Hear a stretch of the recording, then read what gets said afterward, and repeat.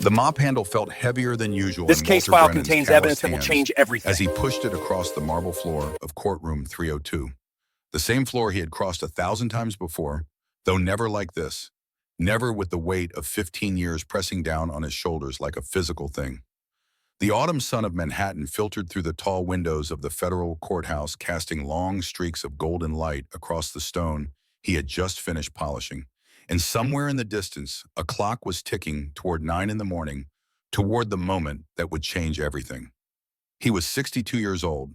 His hair had gone mostly silver at the temples, not the distinguished silver of wealthy men who age gracefully in corner offices, but the dull gray of sleepless nights and meals eaten, standing up in basement cafeterias.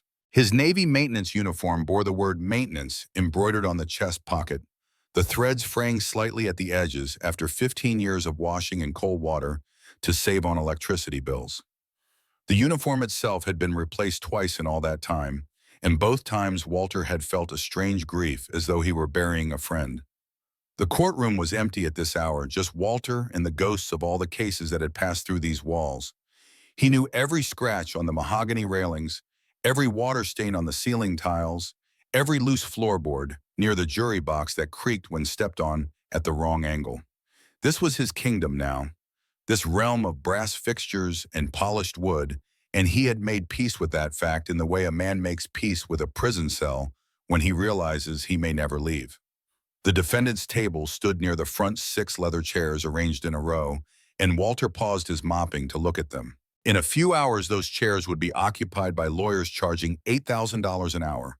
Lawyers who would argue over billions while Walter pushed his cart back to the maintenance closet and clocked out for lunch. But something was different about today. Walter could feel it in the air, in the way the morning light seemed sharper than usual, in the way his hands trembled slightly as they gripped the mop handle. The Ashford case was starting this morning, the biggest intellectual property dispute to hit Manhattan in a decade, and the entire legal world was watching. Catherine Ashford, the tech billionaire accused of stealing quantum computing technology from a startup called Prometheus Systems. Walter had followed the case from the beginning, not through newspapers or television, but through the conversations he overheard while emptying trash cans and wiping down tables. Lawyers talked freely in front of the maintenance staff because maintenance staff were furniture, invisible, not worth noticing. Walter Brennan had been invisible for 15 years. He finished mopping the last section of floor near the witness stand and stepped back to inspect his work. The marble gleamed under the fluorescent lights, pristine and perfect the way he always left it. A man could take pride in a well-mopped floor even if no one else noticed. That was what Elena had taught him in those dark years after everything fell apart. Find dignity in small things, find purpose in the work of your hands, and never let them take your soul, even if they take everything else. Elena. Even now, the thought of her name sent a tremor through his chest, a grief that time had softened, but never erased. Walter checked his watch. 7:15. He had 90 minutes before the courtroom opened for the trial, 90 minutes to finish his rounds and disappear back into the invisible world of maintenance corridors and supply closets. He gathered his supplies onto the cart, the bottles of cleaning solution and the rolls of paper towels and the worn rubber gloves he had been using since March, and pushed it toward the door. The hallway outside courtroom 302 was still quiet, the morning staff just beginning to trickle in with their coffee cups and their briefcases and their expensive suits. Walter nodded at a security guard he had known for a decade, a man named Harrison, who always asked about his daughter even though Walter never had much to tell him. Rachel was in San Francisco now, working at some tech company, living a life so different from his own that their monthly phone calls felt like conversations between strangers.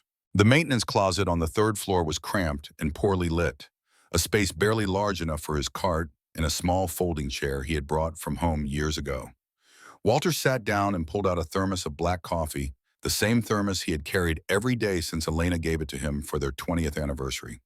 The coffee was bitter and lukewarm, made at 4 in the morning in his tiny Queens apartment before the sun came up, but it was his and he had earned it. He closed his eyes and let the silence settle around him, the brief peace before another day of being no one. But even in the darkness behind his eyelids, Walter could not escape the memories. They came unbidden, as they always did, fragments of a life that had been taken from him piece by piece. 40 years ago, Walter Brennan had been a boy from Ohio with dirt under his fingernails and dreams bigger than the coal mines that had swallowed his father. Frank Brennan had worked 12-hour shifts in the darkness underground, 6 days a week, 50 weeks a year, extracting the black rock that powered America's factories and homes. He was a quiet man, Frank, with hands like leather and a back that bent more each year from the weight of the earth above him. Walter remembered the way his father came home each evening, covered in coal dust, the fine black particles embedded in the creases of his face and the lines of his palms so deep that no amount of scrubbing could ever wash them away completely. His mother would heat water on the stove, and Frank would wash in the kitchen basin, and Walter would sit at the table doing his homework and watching his father transform from a shadow into a man.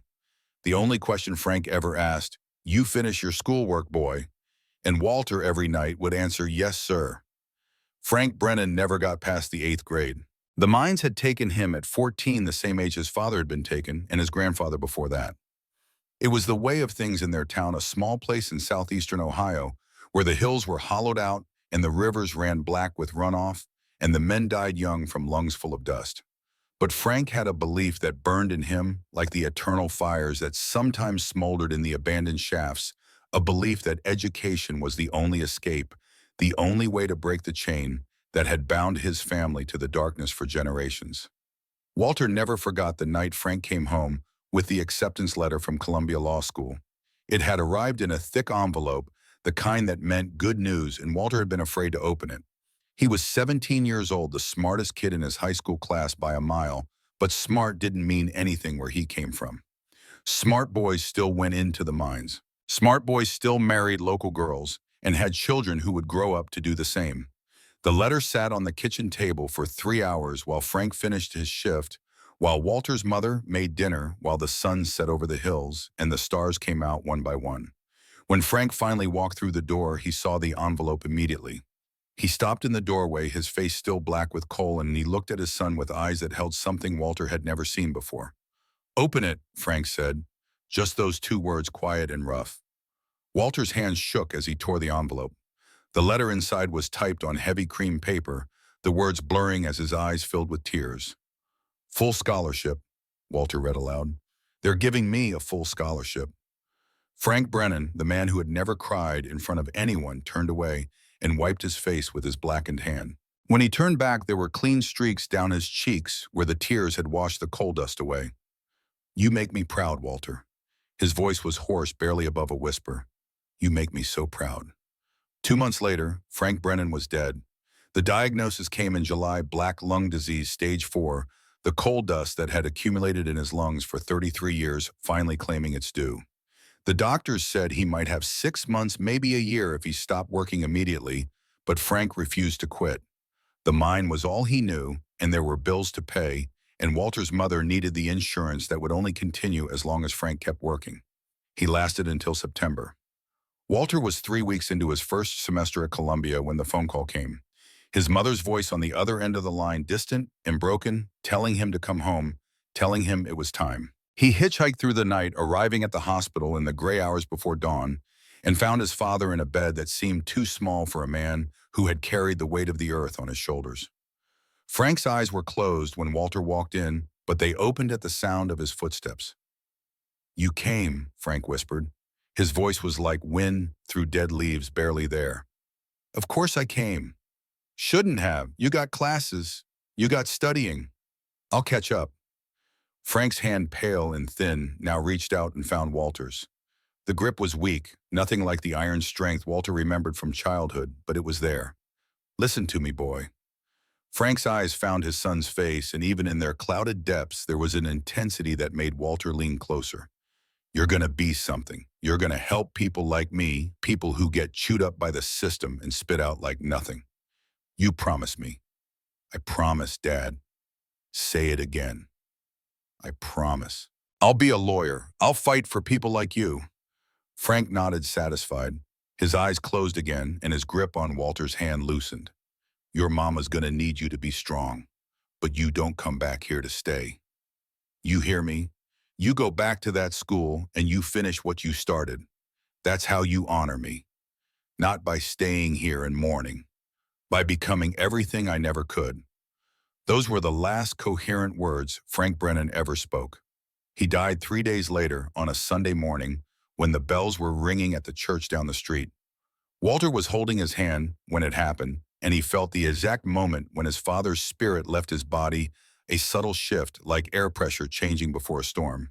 His mother wept beside him, but Walter didn't cry. He had made a promise, and crying felt like weakness, and he could not afford to be weak. At the funeral, standing beside the open grave with dirt piling up on the simple wooden coffin, Walter made another promise, this one silent and private. He would become a lawyer. He would protect people like his father, working men and women who were exploited and forgotten and treated like disposable parts in a machine designed to benefit the wealthy and powerful. He would fight for them with every breath in his body, every hour of every day, until justice was no longer a privilege, reserved for those who could afford it. Walter Brennan kept that promise for 20 years. Columbia Law School had been a revelation, a world so different from the coal-dusted hills of Ohio that Walter sometimes felt like he had traveled to another planet. The other students came from prep schools and wealthy families, from summer homes in the Hamptons and winter vacations in Aspen, and they looked at Walter with his secondhand suits in his calloused hands and his accent that still carried traces of Appalachian hills, with something between curiosity and contempt. But Walter didn't care about their opinions. He cared about the law, about the elegant machinery of justice that could protect the weak from the strong, if only someone knew how to operate it properly. He graduated at the top of his class in 1987, and within a week he had 3 job offers from major Manhattan firms. He chose Whitfield and Partners not because they paid the most, but because they had a pro bono program that allowed associates to take on cases for clients who couldn't afford representation. It was a small thing, a token gesture from a firm that made its real money representing corporations in billion-dollar disputes, but it was enough for Walter. He would work their cases during the day and fight for the people at night and on weekends, and slowly, piece by piece, he would build a reputation. The reputation came faster than he expected. By 30, Walter Brennan had a corner office overlooking Central Park, a partnership track that was the envy of his peers, and a name that was whispered in legal circles as someone to watch. By 35, he had become the youngest partner in the firm's history, specializing in class action lawsuits that pitted ordinary workers against the corporations that exploited them. Factory workers exposed to toxic chemicals, miners denied compensation for workplace injuries, employees fired illegally for reporting safety violations. The cases no one else wanted to touch because they were expensive and time-consuming, and the clients couldn't pay. Walter took them all. "You're insane," his colleagues told him over and over in conference rooms and cocktail parties and the quiet moments between depositions. "These cases cost more than they bring in. You're sabotaging your own career." But Walter just smiled and shook his head and kept working. The money had never mattered to him. What mattered was the look in a client's eyes when they realized someone was finally listening, someone was finally fighting for them. Someone finally saw them as human beings worthy of justice. It was at a trial in 1989 that Walter met Elena. The case was a wrongful termination suit. A factory worker named Miguel Martinez, who had been fired after 25 years because he reported unsafe working conditions to the state labor board. The company claimed he was let go due to budget cuts, but Walter had documents proving they had hired 3 new workers the same week they fired Miguel. It was an open and shut case, the kind Walter could win in his sleep, but something about it felt personal. Miguel reminded him of his father, quiet, hardworking, proud, destroyed by a system that treated him as expendable. Elena Martinez was Miguel's daughter. She took the witness stand on the second day of the trial, a young woman with dark hair and amber eyes that seemed to hold all the warmth of autumn. Walter had interviewed her before the trial, going over her testimony, preparing her for cross-examination, but nothing had prepared him for the way she looked at him from the witness box, direct and unafraid. "Miss Martinez," Walter said, his voice professionally calm even as his heart hammered against his ribs, "can you describe what happened on the day your father was terminated?" Elena's chin lifted slightly, a gesture of defiance that Walter would come to know and love over the years ahead. "They called him into the manager's office at 2 in the afternoon. He had been at that factory since before I was born, 25 years, and they gave him 15 minutes to clean out his locker and leave. Did they provide a reason, Manishaim? They said the budget was being restructured. They said his position was being eliminated." Elena's voice remained steady, but Walter could see the anger burning behind her eyes. But everyone knew the truth. He filed a safety complaint 2 months earlier after a machine malfunction nearly killed a coworker. The company was supposed to replace the equipment, but they decided it was cheaper to get rid of the man who complained. Walter nodded, letting her words hang in the air for the jury to absorb. And how did this affect your family? My father is 61 years old. He gave that company his entire adult life. He missed my quinceañera because he was working overtime. He missed my graduation because he was covering a shift. He gave them everything and they threw him away like garbage. Elena's hands were clasped in her lap, knuckles white. He hasn't been the same since. He sits in his chair and stares at the wall, and I don't even know how to reach him anymore. The jury awarded Miguel Martinez $2 million in damages, the largest wrongful termination verdict in the state that year. But Walter didn't celebrate the victory. Instead, he broke every rule in the legal profession and asked Elena Martinez to have coffee with him the day after the trial concluded. Is this ethical? She asked, one eyebrow raised, a smile playing at the corners of her mouth. The case is closed, Walter replied. You're not a witness anymore. You're just a woman I would very much like to get to know better. That was smooth, counselor. I've been practicing that line for 2 days.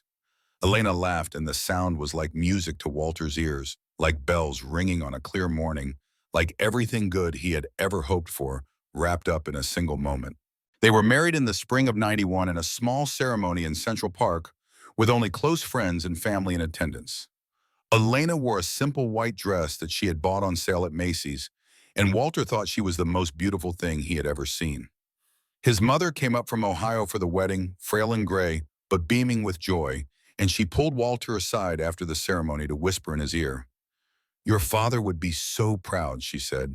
You found a good one, Walter. Don't ever let her go.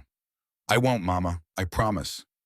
Rachel Brennan was born in December of that same year, a tiny pink bundle who screamed with impressive lungs and looked up at her parents with eyes that would later turn the same amber shade as her mother's. Walter held his daughter for the first time in the hospital room, while Elena slept exhausted from 20 hours of labor, and he felt something shift inside him, a tectonic realignment of everything he thought he knew about love and purpose and what it meant to be alive.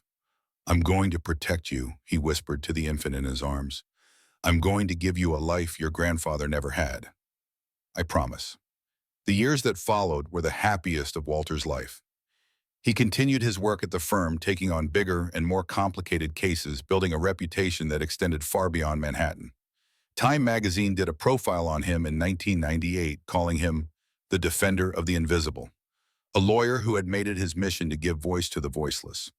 The article included a photograph of Walter at his desk, surrounded by case files, his hair still dark, then his eyes still bright with idealism. At-home life was full in ways that made Walter's childhood poverty seem like a distant dream. They bought a house in Westchester, a beautiful colonial, with a yard where Rachel could play and a study where Walter could work late into the night. Elena continued teaching elementary school, turning down several offers to take administrative positions because she loved being in the classroom with the children, loved watching their faces light up when they finally understood something difficult. They had dinner together every night that Walter wasn't in trial, the three of them around the kitchen table talking about their days. Rachel grew from a screaming infant into a curious toddler, into a precocious child who asked questions about everything and read books far above her grade level. She looked like her mother, but had her father's stubborn streak, the refusal to accept injustice that ran in the Brennan blood like a hereditary disease. Why do some people have so much and other people have so little? Rachel asked one evening when she was 8 years old after they had passed a homeless man on the street in Manhattan.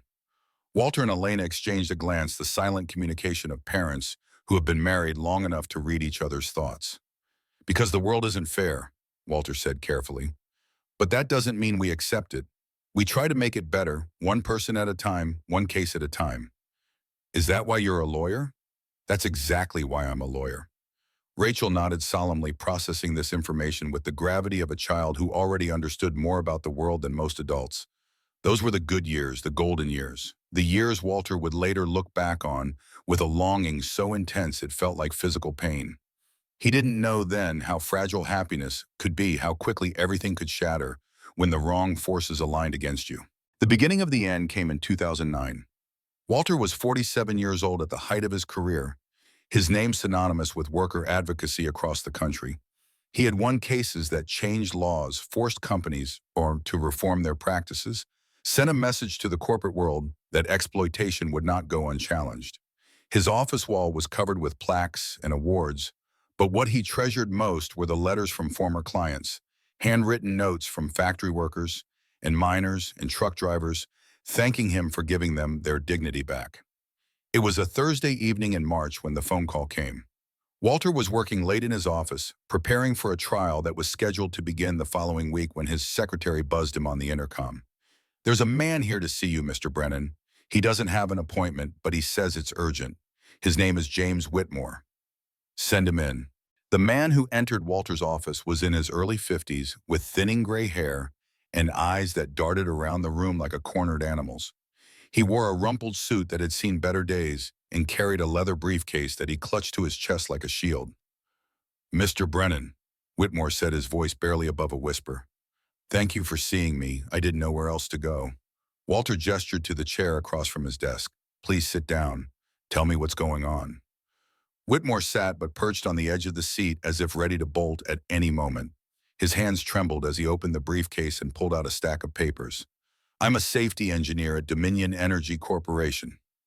I've worked there for 18 years. He paused, swallowing hard. "What I'm about to show you could get me killed." Walter leaned forward, his instincts sharpening. "Go on." "There's a nuclear power plant in upstate New York called Millbrook. I've been responsible for safety assessments there for the past 5 years." Whitmore spread the papers on Walter's desk with shaking hands. "2 years ago, during a routine inspection, I discovered a critical flaw in the cooling system. The backup pumps were defective. If the primary system failed, there would be nothing to prevent a meltdown." "Did you report this?" "Of course I reported it. I filed 3 separate reports with my supervisors detailing the problem and recommending immediate repairs." Whitmore's voice cracked with a mixture of fear and outrage. "Do you know what they did? They ran a cost-benefit analysis. They calculated that repairing the cooling system would cost $40 million. Then they calculated the potential liability if there was an accident, lawsuit settlements, regulatory fines. And they concluded it was cheaper to do nothing." Walter felt his blood run cold. "They decided to risk a nuclear accident because fixing the problem was too expensive. That's exactly what they decided." Whitmore pulled out another document, this one marked confidential in red letters. "This is the internal memo authorizing the decision. It was signed by 3 members of the executive board, including the CEO." Walter examined the document. The language was clinical, detached, discussing the potential deaths of human beings in the same tone one might use to discuss inventory management. "6 months ago," Whitmore continued, his voice dropping even lower, "there was an incident, a minor malfunction in the primary cooling system. It was contained within minutes, and the backup pumps never had to activate. Officially, it was classified as a routine maintenance issue." He paused, and when he spoke again, his voice was thick with emotion. 3 workers were exposed to radiation during the incident. The company's official report says the exposure was within safe limits. But I've seen the actual readings. Those men received doses that will almost certainly cause cancer within the next decade. And the company is covering this up. The company is doing everything it can to make sure no one ever finds out. They've falsified records, intimidated witnesses, and made it clear to everyone at the plant that speaking out would be career suicide. Whitmore looked up at Walter, his eyes pleading. "I have a wife and 2 kids, Mr. Brennan. I know what I'm risking by coming here. But those 3 workers have families too. They deserve to know the truth. They deserve compensation for what was done to them." Walter sat back in his chair, his mind racing through the implications. Dominion Energy was one of the largest corporations in America, with revenues in the tens of billions and political connections that reached the highest levels of government. Taking them on would be like declaring war on a superpower. But he thought of his father dying slowly from lungs full of coal dust, while the mining company that employed him denied any responsibility. He thought of all the invisible people he had sworn to protect the workers who were chewed up and spit out by a system designed to maximize profit at any human cost. "I'll take your case," Walter said. Whitmore's face went through a rapid sequence of emotions, relief, gratitude, and then a deeper, darker fear. "You understand what this means. They'll come after you. They'll do everything in their power to destroy you. Let them try." Walter had no idea in that moment how prophetic those words would prove to be. The next 6 months were a whirlwind of preparation. Walter assembled a team of associates investigators and expert witnesses. He gathered evidence, internal documents, witness statements, scientific analyses. He filed the lawsuit in federal court alleging negligence, fraud, and conspiracy to cover up a public safety hazard. The media picked up the story, and suddenly Dominion Energy was facing the most damaging public relations crisis in its history. But Dominion Energy did not become a multi-billion-dollar corporation by losing fights. Their response was swift and overwhelming. They hired an army of lawyers from the most prestigious firms in the country. They launched a media counter-offensive portraying Walter as an ambulance chaser looking for a payday. They sent private investigators to dig into his past, his finances, his personal life, searching for anything that could be used to discredit him. Walter expected all of this. What he did not expect was the sophistication of their ultimate attack. 2 weeks before the trial was scheduled to begin, Walter came home late from the office to find his front door slightly ajar. He knew immediately that something was wrong. Elena was visiting her parents in New Jersey with Rachel, who was home from college for spring break. The house should have been empty and locked. Walter pushed the door open slowly, his heart pounding in his chest. The living room looked untouched, but when he went to his study, he found chaos. The drawers of his desk had been pulled out and dumped on the floor. His file cabinet had been pried open, and his laptop, the computer that contained years of case files and research and correspondence, was gone. He called the police, but some instinct told him this was not a random burglary. His television was still there. Elena's jewelry was untouched in the bedroom upstairs. Only the laptop had been taken along with the backup drive he kept in his desk drawer. The next morning, before Walter could fully process what had happened, he received a call from the New York State Bar Association. "Mr. Brennan, this is Margaret Chen, Chief Disciplinary Counsel. We've received a complaint against you that requires immediate investigation. I need you to come to our offices today." Walter felt the floor shift beneath his feet. "What kind of complaint?" "I can't discuss the details over the phone, but I should warn you, based on the evidence we've received, your license to practice law is in serious jeopardy." The evidence, as Walter would soon discover, was damning. Someone had provided the Bar Association with documents purporting to show that Walter had fabricated evidence in the Dominion case. There were emails supposedly from Walter's account discussing plans to create false documents. There were recordings of phone conversations, Walter's voice unmistakably captured, talking about bribing witnesses and manufacturing expert testimony. There were financial records showing suspicious payments into offshore accounts that Walter had never heard of. It was all fake, every piece of it constructed with a sophistication that bordered on genius. The emails had digital signatures that appeared to be authentic. The voice recordings had been synthesized using technology that was in 2009 cutting edge and almost impossible to detect. The financial records had been created by hacking into banking systems and inserting false transactions. But none of that mattered. The evidence looked real, and the Bar Association was obligated to investigate. Walter was suspended from practice immediately pending the outcome of the investigation. The firm Whitfield and Partners, the place where he had worked for more than 20 years, called him into the managing partner's office the same day. "Walter, I don't know what to say." David Whitfield, the founder's grandson, looked genuinely pained. "You've been like family here, but the allegations, we can't have this hanging over the firm, you understand? You're firing me. We're asking for your resignation, for everyone's sake." Walter cleaned out his office that afternoon, filling cardboard boxes with 2 decades of memories, while his former colleagues avoided eye contact in the hallways. The photograph of Elena and Rachel that had sat on his desk, the plaque commemorating his first big verdict, the letter from his mother telling him how proud his father would have been, all of it went into boxes that he would never fully unpack. The newspapers ran the story the next day: "Star lawyer accused of fabricating evidence." The headlines were everywhere on news sites, in television broadcasts, and social media feeds. People who had called Walter a hero were now calling him a fraud. Former clients issued statements expressing their disappointment and betrayal. The talking heads on cable news wondered how anyone had ever trusted him. And then James Whitmore died. The official report said it was suicide. Whitmore's body was found in his car in a parking garage, a single gunshot wound to the head. A note was discovered nearby, typed and unsigned, expressing remorse for his role in spreading lies about Dominion Energy. The case against the company, already weakened by Walter's suspension, collapsed entirely. Walter knew it was murder. He knew it with every fiber of his being, the same way he knew the fabricated evidence was fabricated.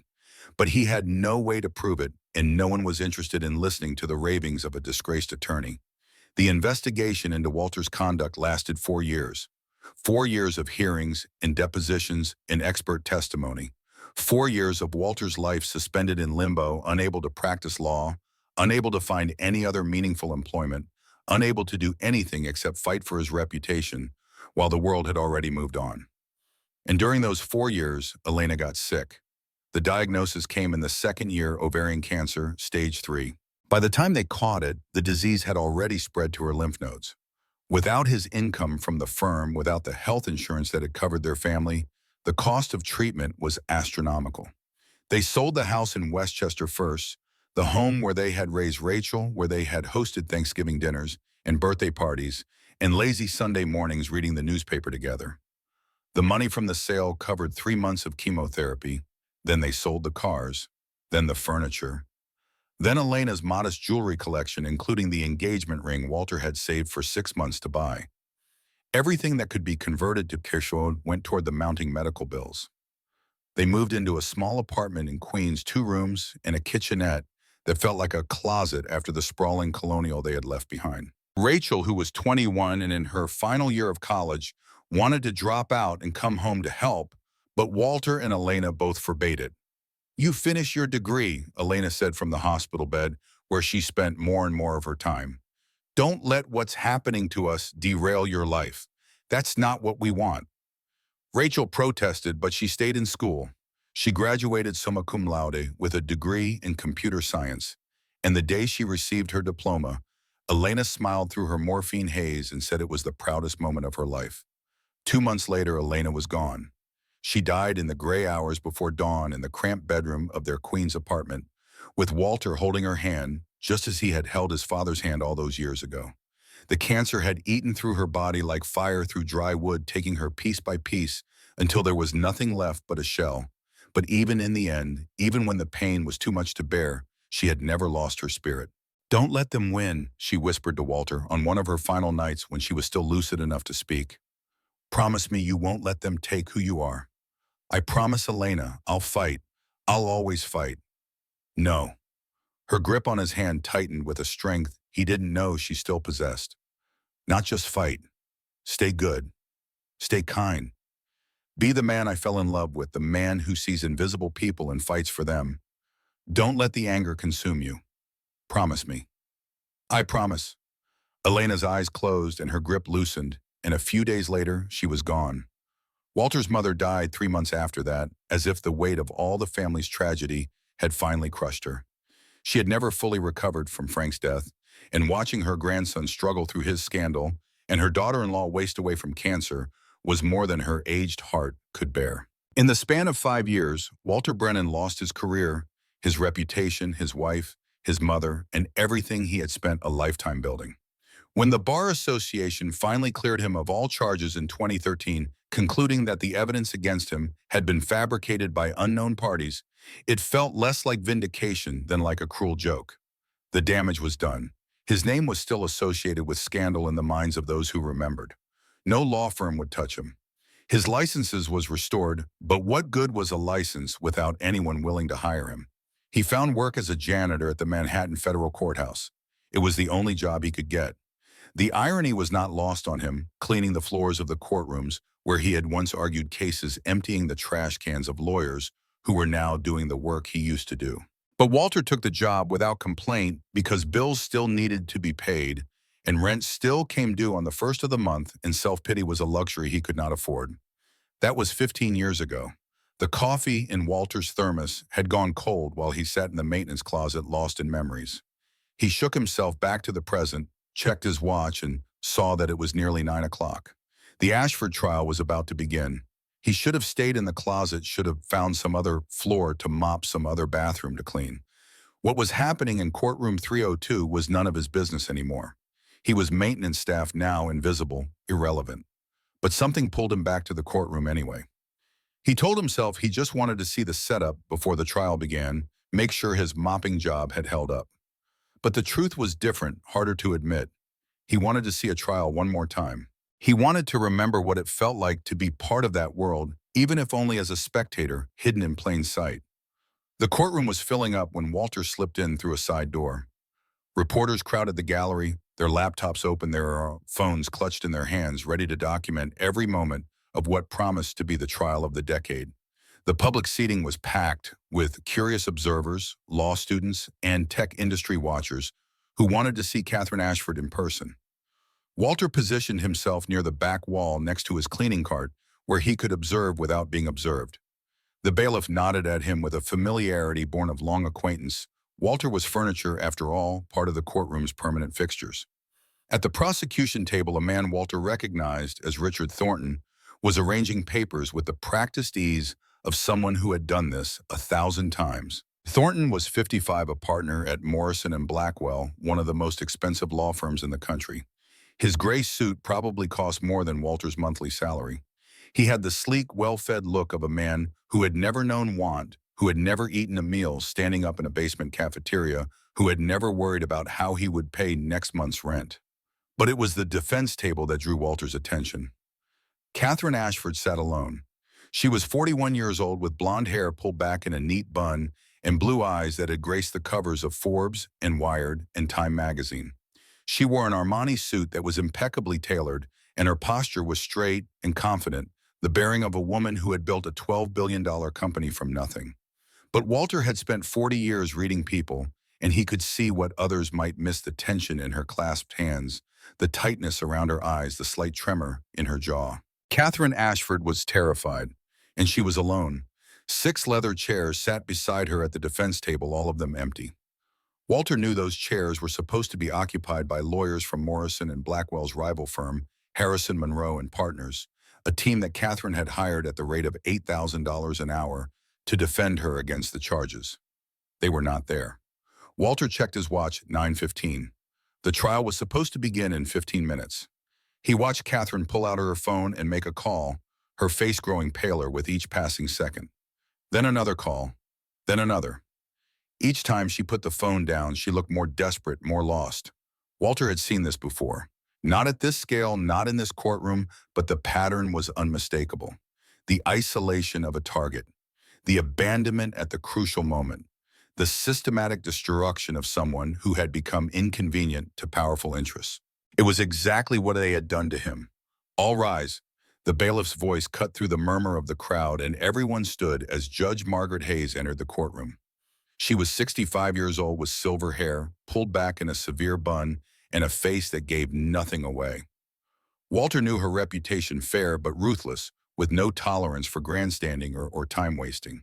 She had been on the bench for 30 years and had seen everything. Judge Hayes took her seat and surveyed the courtroom, her eyes narrowing when they landed on the empty chairs beside Catherine Ashford. "Miss Ashford," she said, her voice cutting through the silence like a blade, "where is your legal team?" Catherine rose, trying to maintain her composure, but her voice wavered. "I don't know, Your Honor. They were here yesterday for the final preparation meeting. I've tried reaching them all morning, but no one is answering." A ripple of whispers spread through the gallery. Reporters began typing furiously on their laptops. Richard Thornton rose from the prosecution table, a thin smile playing at the corners of his mouth. "Your Honor, it appears the defense has been abandoned. We move for a default judgment." Judge Hayes held up a hand. "Let's not get ahead of ourselves, Mr. Thornton." She turned back to Catherine. "Miss Ashford, do you have any explanation for your counsel's absence?" "No, Your Honor. I've left messages with every member of the team. I don't understand what's happening. The court is sympathetic to your situation, but we cannot delay indefinitely." Judge Hayes glanced at the clock on the wall.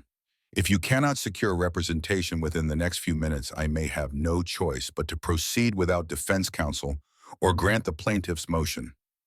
Catherine's face went white. Walter could see her hands shaking as she gripped the edge of the table. And in that moment, something stirred in Walter's chest. He thought of Elena dying in that cramped Queen's apartment, making him promise not to let them take who he was. He thought of his father emerging from the coal mines every night, asking if he had finished his schoolwork. He thought of all the invisible people he had sworn to protect, and how he had spent the last 15 years breaking that promise one day at a time. He thought of Catherine Ashford alone and terrified, facing the full power of a system designed to crush anyone who stood in its way. Before he fully understood what he was doing, Walter Brennan stepped away from his cleaning cart. "I will represent her." His voice was not loud, but it carried through the courtroom with a clarity that silenced every other sound. 200 pairs of eyes turned toward him, the elderly man in the maintenance uniform, the mop still in his hand, standing in the aisle like a ghost from another era. Catherine Ashford stared at him with undisguised shock. Richard Thornton's face twisted into a smirk. "Your Honor, this is absurd. A janitor cannot—" "I am a member of the New York State Bar." Walter interrupted, his voice steady now, stronger than it had been in years. "My license is valid." He reached into his back pocket and pulled out his wallet, the old leather wallet that Elena had given him 35 years ago. From it, he extracted a card that he had carried every day for 15 years, though he had never expected to use it again. His bar card. Judge Hayes examined the card, her expression unreadable. The courtroom was utterly silent, the tension so thick it seemed to have weight and substance. "Walter Brennan," she read aloud, "admitted to the New York Bar in 1987. She looked up at him. "Mr. Brennan, how long has it been since you practiced law?" 15 years, Your Honor. "And you believe you are still competent to handle a case of this magnitude?" Walter met her gaze without flinching. "This woman deserves representation. She deserves someone who will fight for her. I know the law, I know procedure, and I understand what justice means." The whispers in the gallery swelled to a dull roar. Reporters were typing so fast their keyboards sounded like rainfall.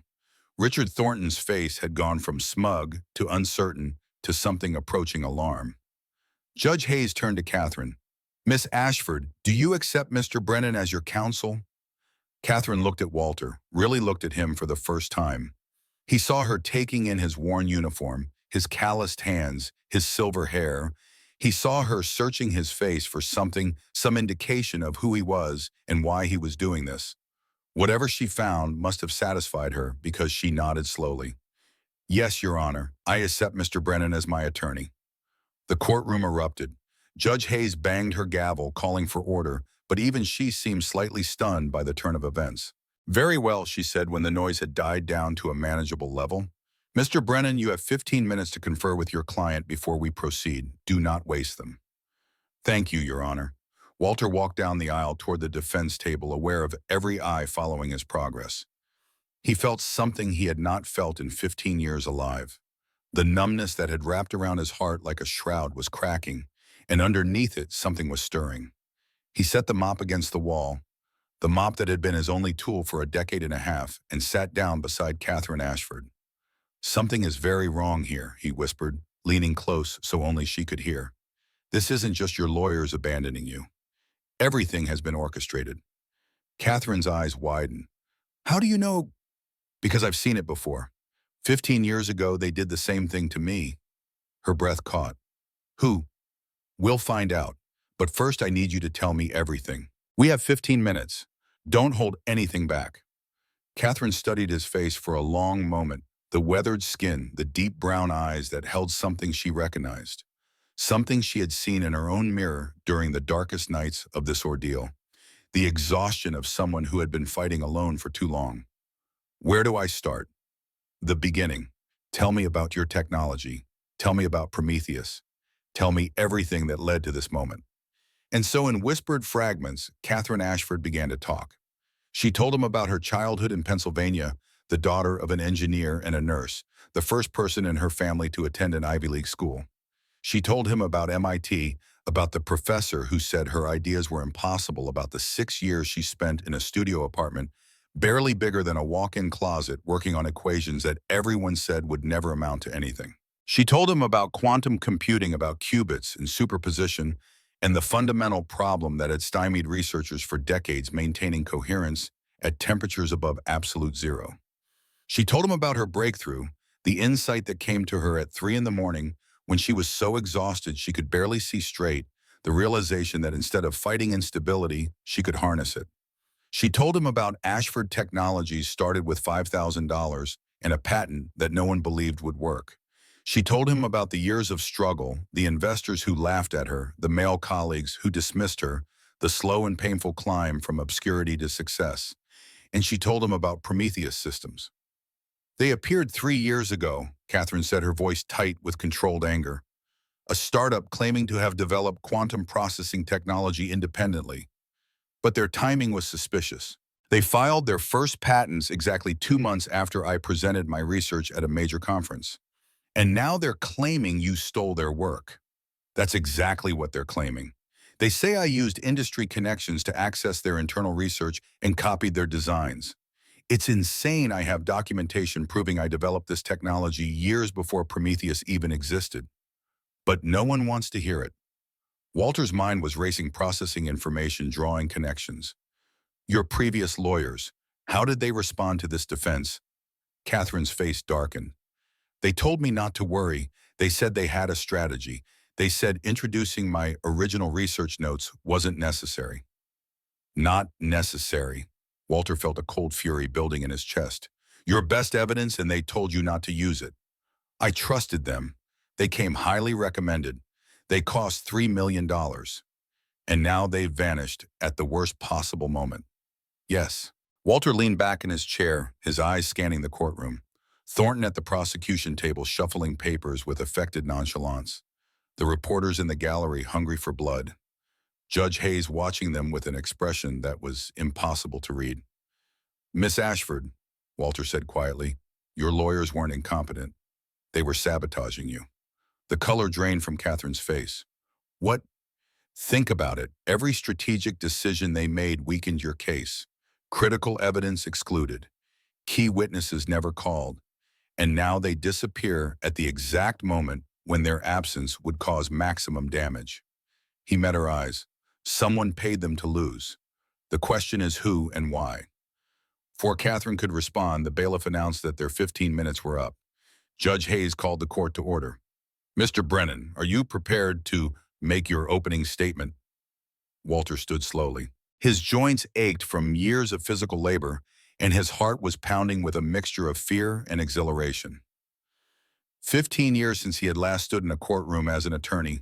15 years of mopping floors and emptying trash cans and being invisible. But as he walked to the podium, something remarkable happened. The fear began to recede, replaced by something older and deeper instinct. 40 years of legal training, of courtroom battles, of arguments, was won and lost, rose up inside him like a tide. He placed his hands on the podium and looked at the 12 faces in the jury box. Ladies and gentlemen of the jury, he began, his voice calm and clear. My name is Walter Brennan. I must apologize for my appearance. I'm not wearing an expensive suit like my colleague across the aisle. I don't have a prestigious office or a team of assistants. Less than an hour ago, I was mopping the floor of this very courtroom. A murmur rippled through the gallery. Walter let it pass. But 15 years ago, I stood in courtrooms like this one as an attorney. I represented workers against corporations, ordinary people against powerful interests. I believed then, as I believe now, that justice should not depend on the size of your bank account or the prestige of your law firm. Justice should depend on one thing and one thing only, the truth. He paused, letting the words settle. The truth in this case is simple. Catherine Ashford stole nothing. She created revolutionary technology through her own intellect, her own labor, her own genius. And someone very wealthy and very powerful wants to take that technology away from her. Richard Thornton rose. Objection. Counsel is arguing not making an opening statement. Sustained, Judge Hayes said. Mr. Brennan, confine yourself to the facts. Walter nodded. My apologies, Your Honor. I will let the evidence speak for itself. And I promise this jury one thing: by the time this trial is over, it will be unmistakably clear who is telling the truth and who is lying. He returned to the defense table and sat down. His hands were trembling, slightly hidden beneath the table where no one could see. Catherine leaned toward him. That was just the beginning, Walter murmured. The hard part comes now. Richard Thornton delivered his opening statement with the polished confidence of a man who had done this hundreds of times. He painted Catherine as a thief, a fraud, a woman who had built her empire on stolen ideas. He promised evidence, expert testimony, documentary proof. He was smooth and persuasive and utterly convinced of his own righteousness. Walter listened carefully, taking mental notes, looking for weaknesses. The first day of testimony was a gauntlet. Thornton called a parade of witnesses, technology analysts, industry experts, former employees of Prometheus Systems, all telling the same story of theft and deception.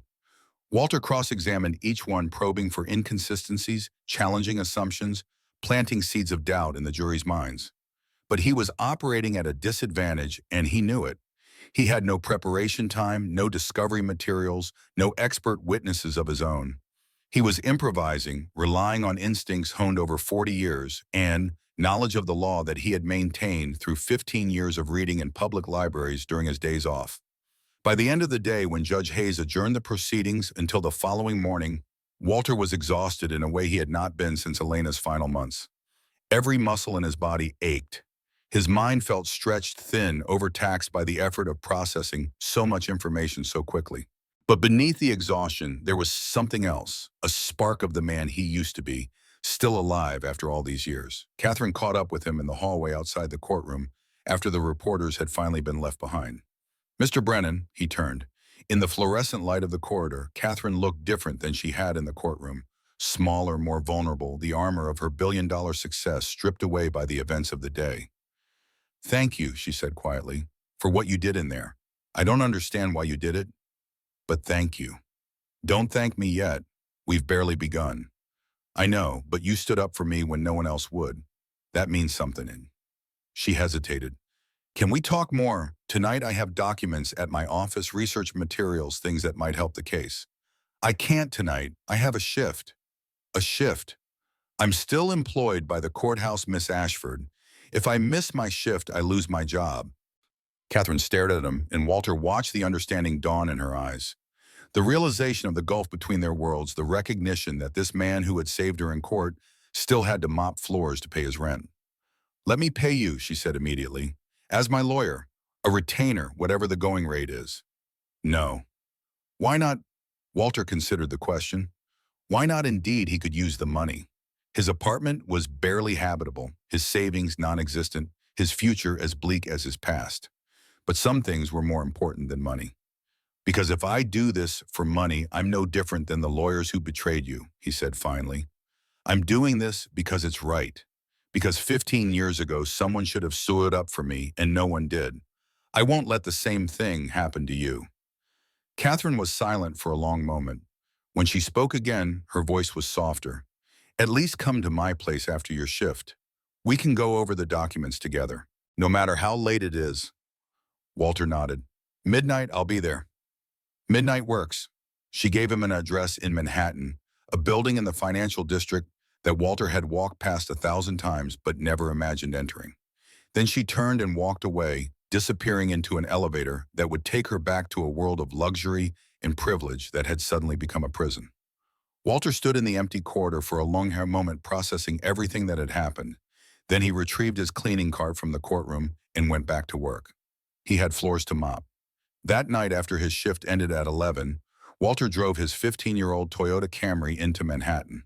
The car had been Elena's purchase the year before she got sick, and he had kept it running through a combination of stubbornness and mechanical knowledge gained from a childhood watching his father maintain equipment on a coal miner's budget.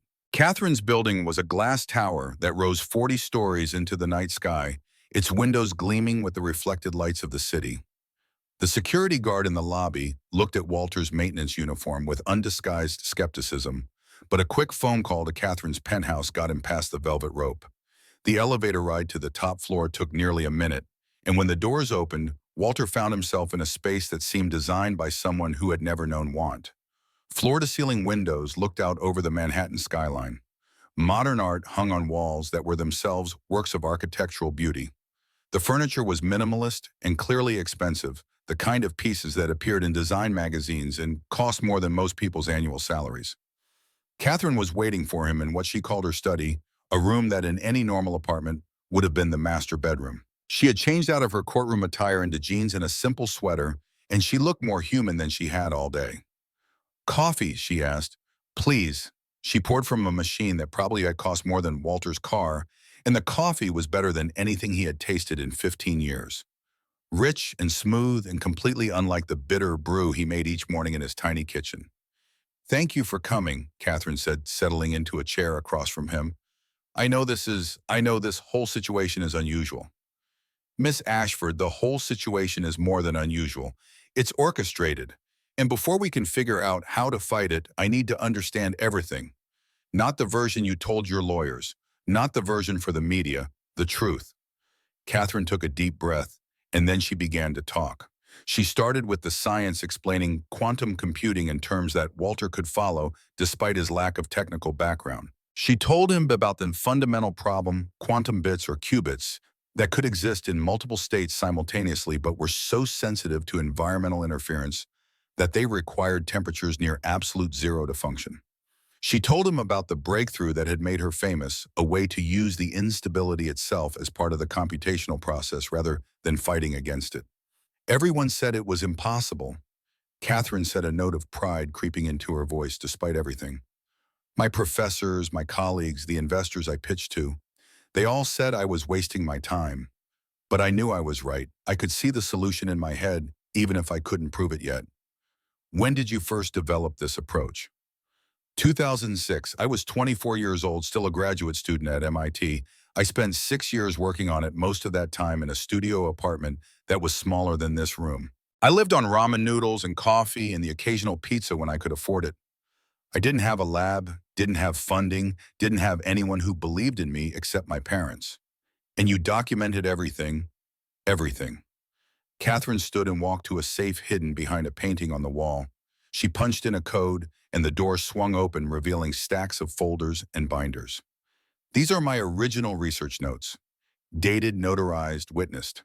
Every equation, every breakthrough, every failure. Proof that I developed this technology before Prometheus systems even existed." Walter took the folders she handed him and began flipping through the pages. What he saw was incomprehensible to him, pages of mathematical notation and scientific diagrams, but the dates were clear enough. 2006, 2007, 2008, years before Prometheus had supposedly developed its own version of the technology.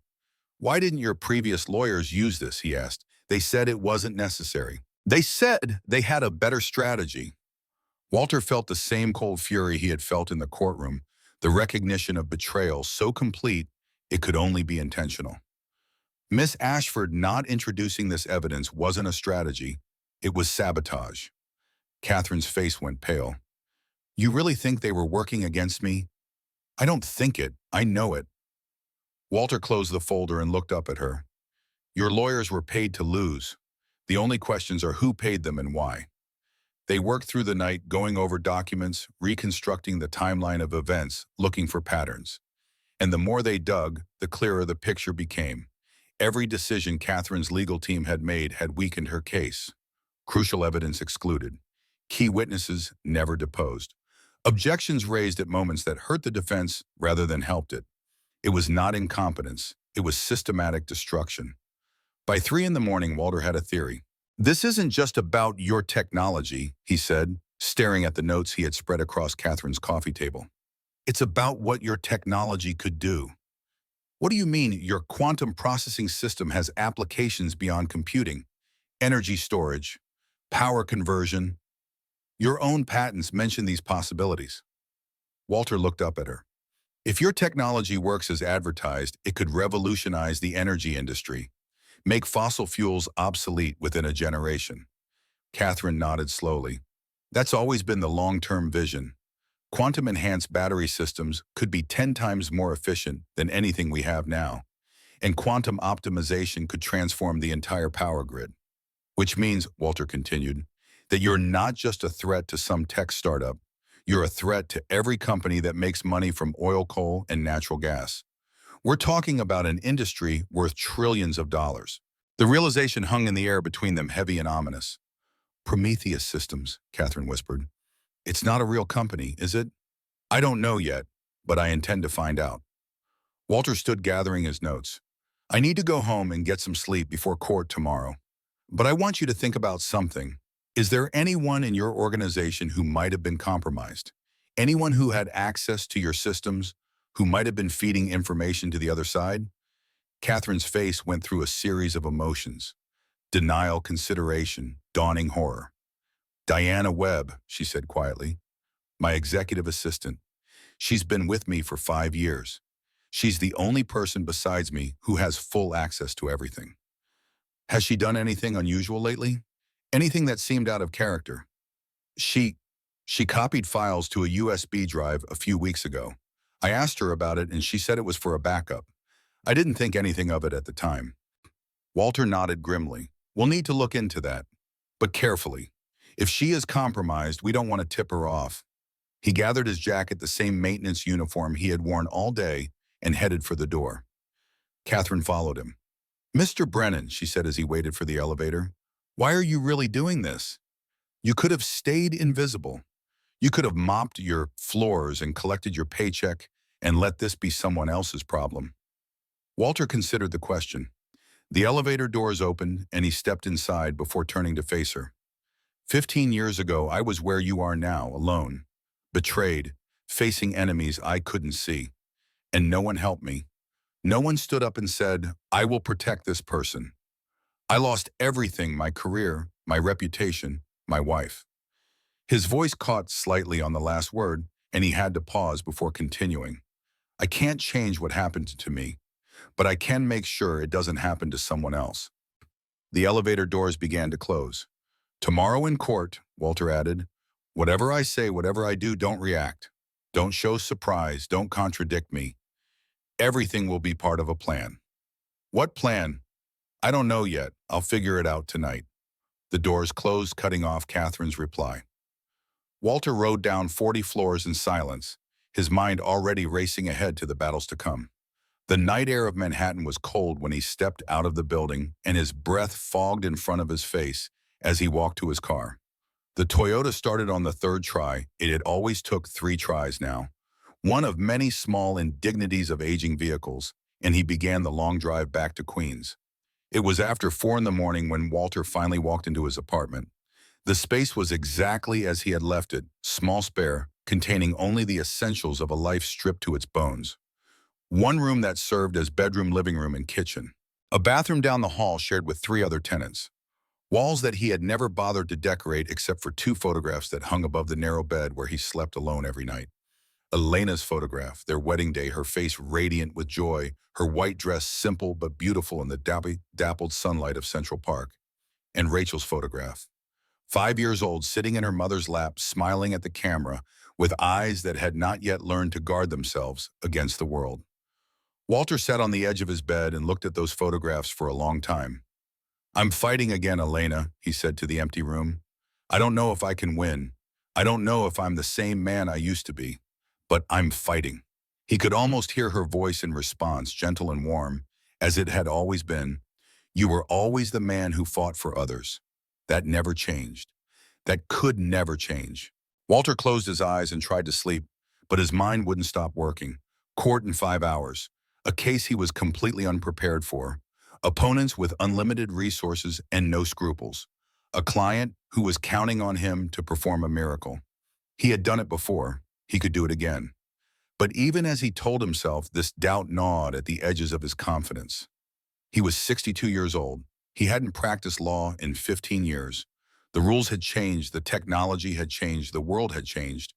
Was he really capable of going up against some of the best lawyers money could buy? There was only one way to find out. Walter set his alarm for 7 3-hours of sleep, would have to be enough, and lay back on the narrow bed. Outside his window, the first gray light of dawn was beginning to touch the skyline. Another day was coming, another battle was about to begin. And for the first time in 15 years, Walter Brennan felt something stirring in his chest that he had almost forgotten how to recognize. Hope. He fell asleep with Elena's photograph watching over him and dreamed of courtrooms and justice and the man he used to be. The alarm woke him too soon, dragging him from dreams he couldn't quite remember into a reality that was both terrifying and exhilarating. Walter showered in cold water. The hot water heater in his building was unreliable at best, and put on the only suit he owned, a charcoal gray two-piece that he had found at a thrift store the night before for $20. The suit was slightly too big, hanging loose on a frame that had been lean when it was purchased and was leaner still after years of meals that prioritized economy over nutrition. But it was clean and pressed, and it transformed Walter from a maintenance worker into something that might, if you squinted, pass for a lawyer. He caught the subway into Manhattan, standing on the crowded train with his briefcase. Elena's old briefcase, another relic from a better time, clutched against his chest. The other passengers paid him no attention, lost in their phones and their newspapers and the private worlds inside their heads. Walter was invisible here too, just another anonymous face in a city of millions. But not for much longer. The courthouse was already buzzing when he arrived. Word of yesterday's drama had spread through the legal community like wildfire, and reporters were camped outside the main entrance, hungry for the next chapter of the story. They barely glanced at Walter as he entered. To them, he was still the maintenance man, not yet recognized as the protagonist of the day's drama. Catherine was waiting for him outside courtroom 302. She looked better than she had the night before, though the shadows under her eyes suggested she hadn't slept much either. "Ready?" she asked. "No," Walter admitted, "but let's do it anyway." The courtroom was even more packed than yesterday. Every seat was taken with spectators standing along the walls and crowding into every available inch of space. When Walter entered, a murmur went through the crowd, people finally recognizing the janitor who had become a lawyer. He walked to the defense table with as much dignity as he could muster, ignoring the stares and whispers, focusing on the task ahead. Catherine took her seat beside him, and together they faced the front of the courtroom. Judge Hayes entered promptly at 9, and the trial resumed. Richard Thornton called his first witness of the day, Dr. Marcus Webb, introduced as one of the world's leading experts on quantum computing technology. Webb was a man in his mid-50s with wire-rimmed glasses and a tweed jacket that screamed academic respectability. He took the stand with the confidence of someone who had testified in dozens of trials and knew exactly how to present himself to a jury. For the next 30 minutes, Thornton walked Webb through his credentials and his analysis of the two technologies in question. The testimony was devastating. Webb claimed to have studied both systems extensively and concluded that Catherine's patents were derived from Prometheus's earlier research. "The similarities are too numerous and too specific to be coincidental," Webb declared, looking directly at the jury. "In my professional opinion, Miss Ashford's technology is a direct copy of work that was done at Prometheus Systems." Thornton smiled, the satisfied smile of a lawyer who knew he was winning. "No further questions, Your Honor." "Mr. Brennan," Judge Hayes turned to the defense table. "Your witness." Walter stood slowly, feeling the weight of every eye in the courtroom upon him. This was the moment that would define everything. If he failed here, if he could not shake this expert witness, the trial was essentially over. He walked to the lectern, taking his time arranging his notes with deliberate care. Let them wait. Let the anticipation build. "Dr. Webb," he began, his voice calm and conversational, "you testified that you've been working with Prometheus Systems since 2010. Is that correct?" "That's correct." "And you concluded that Miss Ashford's technology is derived from Prometheus's earlier research?" "Yes." "Based on your examination of both systems?" "Exactly. The similarities are unmistakable." Walter nodded as if accepting this at face value. Then he reached into his briefcase and pulled out a document. "Dr. Webb, I have here the patent records for Miss Ashford's quantum processing technology. Would you please read the filing date?" Webb looked at the document with a frown. "September 12, 2008. 2008, Walter repeated. "And when was Prometheus Systems founded?" "I believe it was 26. So Miss Ashford filed her patents 8 years before Prometheus even existed." Walter turned to the jury. How exactly could she have copied research from a company that didn't exist when she did the work? A murmur went through the courtroom. Webb's face reddened. "The original research at Prometheus predates the company's founding." "Research done by whom?" Walter interrupted. "At what facility, funded by what organization?" "I don't have those details." "You don't have those details." Walter let the words hang in the air. "You're the prosecution's expert witness, testifying that Miss Ashford stole technology, but you don't know where the supposedly stolen technology originated." Thornton rose. "Objection. Counsel is badgering the witness. I'm questioning the basis of his testimony, Walter replied, which is entirely appropriate on cross-examination. Overruled, Judge Hayes said. You may continue, Mr. Brennan. Walter turned back to Webb. Dr. Webb, how much is Prometheus Systems paying you for your testimony today? Webb's face went from red to white. I'm being compensated for my time and expertise. How much? $250,000. The courtroom erupted. Judge Hayes banged her gavel for order, but even she looked surprised by the figure. $250,000, Walter said, for testimony that you cannot fully support with documented evidence. That's quite a payment for such limited expertise. I have documentation. Documentation provided by whom? By Prometheus Systems, by their lawyers. Have you independently verified any of it? Webb opened his mouth, then closed it again. The confidence had drained from his face, replaced by the expression of a man who suddenly realized he was standing on quicksand. No further questions, Your Honor. Walter returned to his seat. Catherine was staring at him with something approaching awe. How did you know? She whispered. About the payment? I didn't know, I guessed, but his reaction told me everything. The rest of the morning proceeded in a similar fashion. Thornton called witness after witness, and Walter picked each one apart, exposing inconsistencies, revealing financial connections, casting doubt on testimony that had seemed ironclad just hours before. It was not enough to win, not yet, but it was enough to shift the momentum. By the time Judge Hayes called for a lunch recess, the certainty that had characterized the prosecution's case was beginning to crack. Walter ate lunch alone in a corner of the courthouse cafeteria, the same cafeteria where he had eaten countless meals as a maintenance worker. The irony was not lost on him. Yesterday he had been invisible here, just another janitor among janitors. Today people pointed and whispered and gave him a wide berth, unsure what to make of him. He didn't mind the solitude. It gave him time to think, to plan, to prepare for what was coming next. His phone buzzed with a text message from a number he didn't recognize. When he opened it, he saw only 4 words. Be careful, they're watching. Walter stared at the message for a long moment, then deleted it and pocketed his phone. If they were watching, let them watch. He had nothing left to hide. The afternoon session brought new challenges. Thornton, clearly rattled by the morning's setbacks, shifted his strategy. Instead of relying solely on expert testimony, he began introducing documentary evidence, emails, memos, internal communications that supposedly showed Catherine coordinating with Prometheus to steal their technology. Walter objected to each document, challenging authenticity, questioning chain of custody, forcing the prosecution to justify every piece of evidence. It was tedious work, the kind of procedural grinding that made headlines but could determine the outcome of a trial.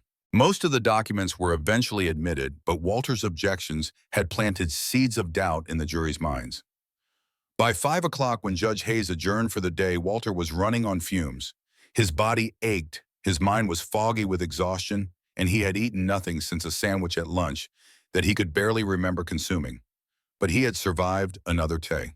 And more than survived, he had fought Prometheus to a standstill. Catherine found him in the hallway outside the courtroom. That was incredible, she said. The way you handled Webb, the way you challenged the documents, I've never seen anything like it. Don't celebrate yet. We've won some battles, but the war is far from over. I know, but for the first time since this nightmare started, I feel like maybe she stopped herself. I don't want to jinx it. Smart. Walter managed a tired smile.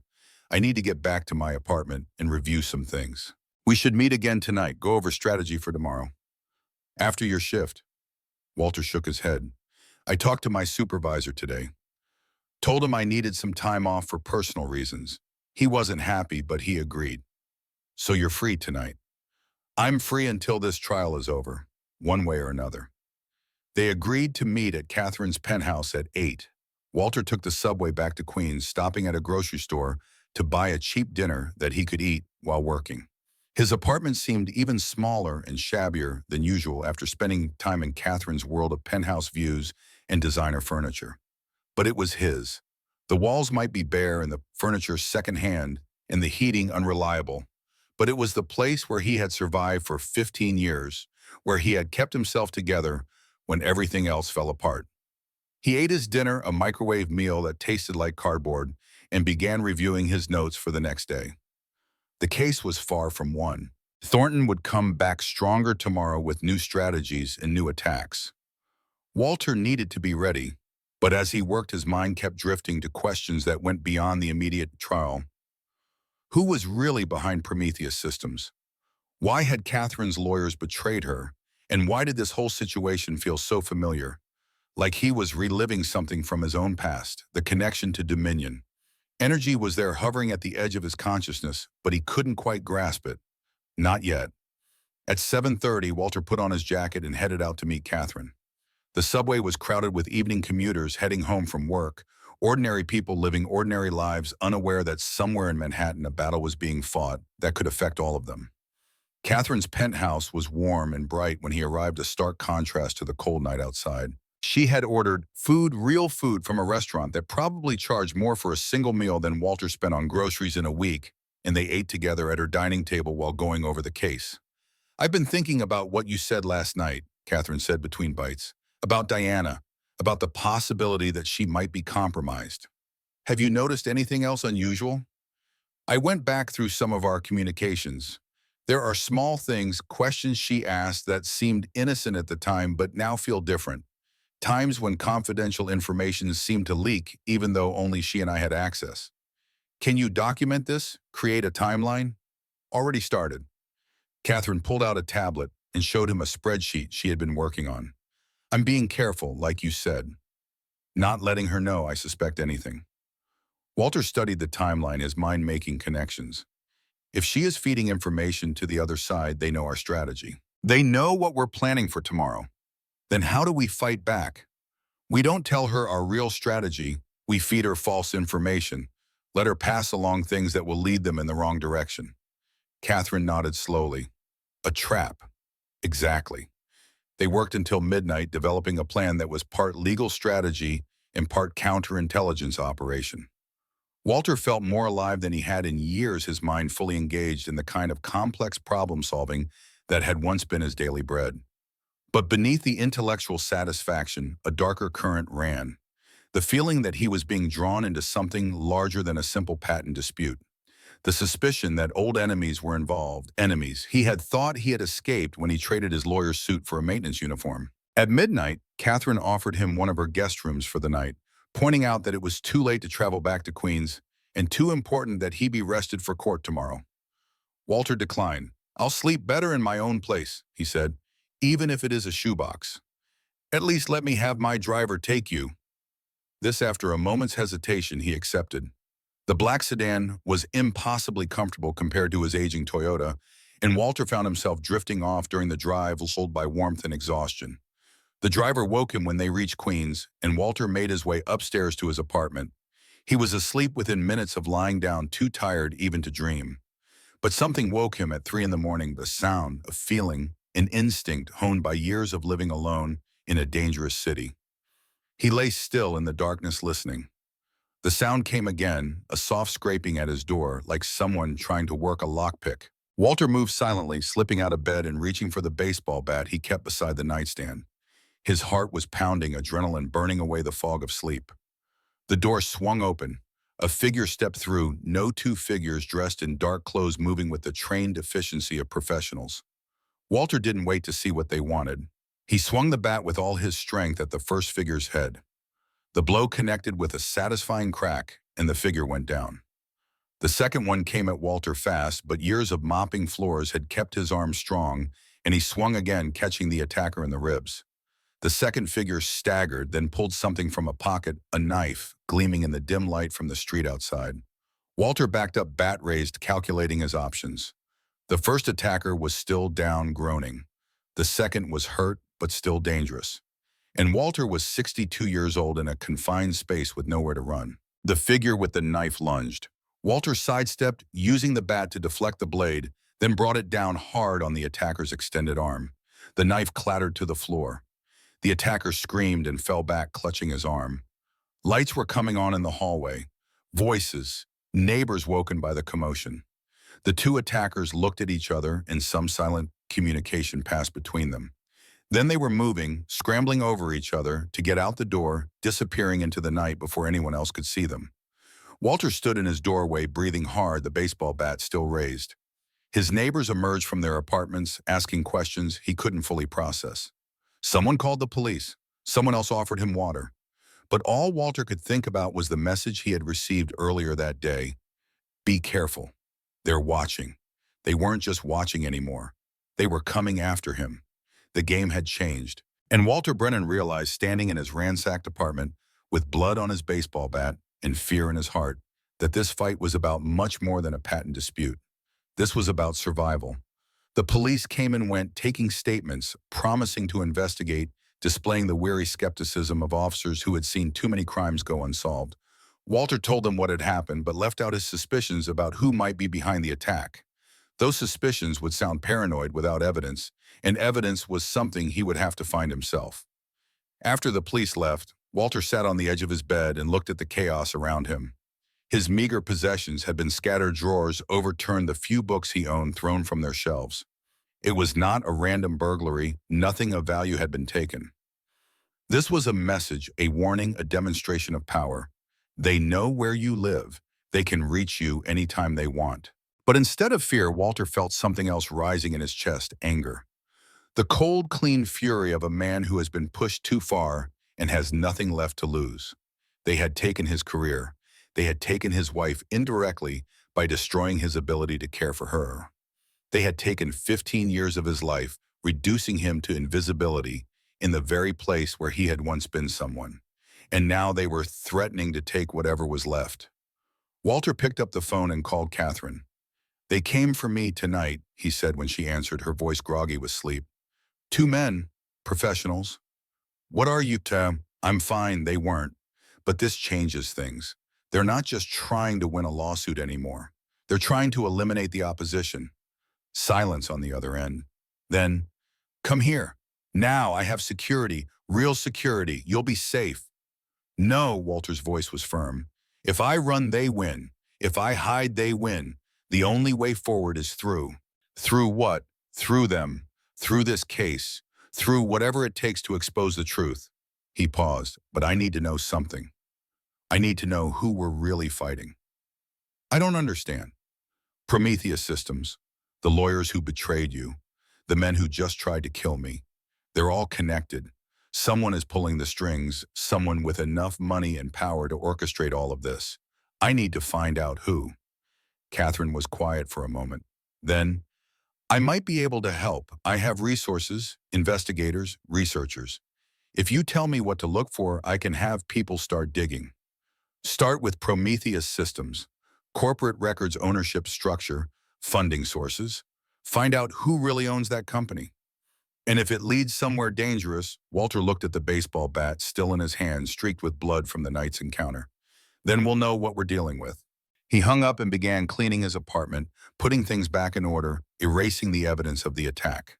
The police would not solve this crime. They did not have the resources or the motivation to pursue powerful enemies. Justice, if it came at all, would have to come through other means. By the time the sun rose over Queens, Walter's apartment was restored to its usual sparse neatness. He showered, dressed in his courtroom suit, and made himself a cup of coffee in the same thermos Elena had given him all those years ago. Then he went to court. The third day of trial began with Thornton calling a new witness, a former employee of Ashford Technologies, who claimed to have seen Catherine accessing Prometheus Systems' proprietary databases. The testimony was detailed and damaging, painting a picture of systematic theft that would be difficult to counter. But Walter had been expecting something like this. He had spent his restless night preparing questions designed to expose the witness's credibility issues, financial problems that made him vulnerable to bribery, a grudge against Catherine for a missed promotion, connections to people associated with Prometheus. The cross-examination was brutal. By the time Walter was finished, the witness's story lay in tatters, and even Thornton looked shaken. "Your Honor," Walter said when the witness was dismissed, "the defense moves to admit previously excluded evidence regarding Miss Ashford's original research documentation." Thornton was on his feet instantly. "Objection. This evidence was not included in discovery because Miss Ashford's previous counsel failed to disclose it. I have documentation showing that this evidence was provided to Harrison Monroe and Partners 8 months ago and was deliberately withheld from discovery materials." Judge Hayes's eyebrows rose. That's a serious allegation, Mr. Brennan. Do you have proof? Walter produced a stack of papers from his briefcase. I have records of the documents delivered to the previous counsel, signed receipts confirming their receipt, and evidence that these materials were never forwarded to the court as required. I submit that this represents misconduct serious enough to warrant investigation. The courtroom buzzed with whispered conversations. Thornton's face had gone pale. I'll review these materials during the lunch recess, Judge Hayes said. If Mr. Brennan's allegations are substantiated, the evidence will be admitted and appropriate action will be taken regarding the previous counsel's conduct. It was not yet a victory, but it was a crack in the wall, a crack that could widen into something much more significant. During the lunch break, Catherine found Walter in the same corner of the cafeteria where he had eaten alone the day before. My people found something, she said, keeping her voice low as she sat across from him, about Prometheus, about who really owns it. Tell me. The ownership structure is layered. Shell companies within shell companies, offshore entities in the Caymans and Delaware, and a dozen other places. But we traced it back, all the way back. Walter waited. Dominion Energy Corporation. The name hit Walter like a physical blow. For a moment he couldn't breathe. Dominion Energy. His voice came out as a whisper. You're certain. My investigators are some of the best in the business. They're certain. Walter sat back, his mind reeling. Dominion Energy, the company that had destroyed his career 15 years ago. The company that had killed James Whitmore and gotten away with it. The company that had turned him from a lawyer into a janitor. They were back, or rather, they had never left. They had been there all along in the shadows, pulling strings, destroying lives. There's more, Catherine said. I don't know what it means, but 15 years ago there was a lawsuit against Dominion. A whistleblower case about safety violations at a nuclear plant. The lawyer who brought it was named Walter Brennan. Catherine's eyes widened. That was you. That was me. Walter's voice was flat, drained of emotion. They destroyed me to stop that case, and now they're trying to destroy you to stop yours. But why my technology has nothing to do with nuclear power? It has everything to do with power. Walter laughed bitterly at the double meaning. Your technology threatens their entire business model. Quantum computing advances could revolutionize renewable energy, make fossil fuels obsolete. They're not trying to steal your technology, they're trying to eliminate it.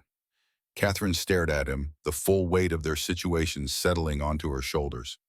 This isn't just a lawsuit. This is war. It's always been war. We just didn't know who the enemy was. Walter stood. But now we do, and that changes everything. He returned to the courtroom with a new fire burning in his chest. For 15 years he had accepted his fate, had made peace with his invisibility, had convinced himself that the past was past and nothing could be changed. But the past was not past. The past was hunting him, hunting Catherine, hunting anyone who dared to challenge the power of those who saw human beings as obstacles to be eliminated. Walter Brennan was done running. It was time to fight. The afternoon session brought the moment Walter had been waiting for. Judge Hayes ruled that his evidence regarding the previous counsel's misconduct was sufficient to warrant admitting Catherine's original research documentation into the record. When the jury saw the dated, notarized records proving that Catherine had developed her technology years before Prometheus existed, a visible shift occurred in their expressions. The prosecution's case, built on the foundation of Catherine being a thief, was crumbling. But Walter knew it was not enough. Winning this lawsuit would not stop Dominion Energy. They would find other ways to attack, other proxies to use. The only way to truly win was to expose the conspiracy behind the lawsuit, to drag the truth into the light where it could not be hidden. And for that he needed more than courtroom victories. He needed evidence that would stand up to scrutiny. He needed witnesses willing to talk. He needed to break through the wall of money and power that Dominion had built around itself. The key, he realized, might be Diana Webb. If Catherine's assistant was feeding information to the enemy, she might also know things that could be useful. Not willingly, she was clearly acting under some form of coercion, but if the pressure could be shifted, if she could be made to see that her only way out was cooperation. That night, after court adjourned, Walter shared his plan with Catherine. I want to confront her, Catherine said immediately. Make her tell me the truth. No, that would tip them off. We need to be subtle. Let her continue feeding them information, but only the information we want them to have. Meanwhile, we gather evidence of her communications with them, build a case that she can't deny. And then we offer her a choice, testify about who's really behind all this or face prosecution for corporate espionage. Catherine was silent for a long moment. She's been with me for 5 years. I trusted her. I know, I'm sorry. Don't be sorry, be right. Catherine's jaw set with determination. Do what you have to do. I want these people exposed. The plan went into motion. Over the next several days while the trial continued, Walter and Catherine worked in parallel presenting their case to the jury, by day building their trap by night. It was exhausting work made more difficult by the constant awareness that they were being watched. Walter changed his routes to the courthouse each day, varied his patterns, never stayed in the same place for long. He was not attacked again, but the threat hung over him like a storm cloud, a constant reminder of how far the enemy was willing to go. The breakthrough came on the 6th day of trial. Diana Webb showed up at Walter's apartment at 2 in the morning. She was shaking when he opened the door, pale, disheveled, clearly terrified. She looked nothing like the composed professional Walter had seen in photographs. "They're going to kill me," she said without preamble, "and you're the only one who can help." Walter let her in, checked the hallway to make sure she was alone, then closed and locked the door. "Talk," he said. And Diana talked. She told him everything. How she had been approached 6 months ago by a man who knew about a mistake she had made years before, an embezzlement that could have sent her to prison. How she had been coerced into copying documents, reporting on Catherine's strategies, feeding information to people she never met face to face. How the pressure had increased as the trial progressed, the demands becoming more extreme until finally she had overheard something that changed everything. "They're planning to kill her," Diana said, her voice breaking. "If the trial goes wrong, if they can't win in court, they're going to eliminate Catherine. Make it look like an accident. I heard them talking about it on a phone call I wasn't supposed to hear." Who was on the call? "A man named Garrett Shaw. I don't know exactly who he is, but he works for Dominion Energy. He's been the one giving me orders." Walter felt his heart rate spike. Evidence. Real evidence connecting Dominion directly to the conspiracy. "Did you record the call?" "No, but I kept records. Everything they asked me to do, every document I gave them, every communication. I was terrified, so I documented everything in case I ever needed proof that I was coerced." "Where are these records?" Diana reached into her purse and pulled out a USB drive. "Everything's on here, and there's more." She looked Walter in the eye, and he saw something in her expression that he recognized, the desperation of someone who has done wrong and knows the only way out is the truth.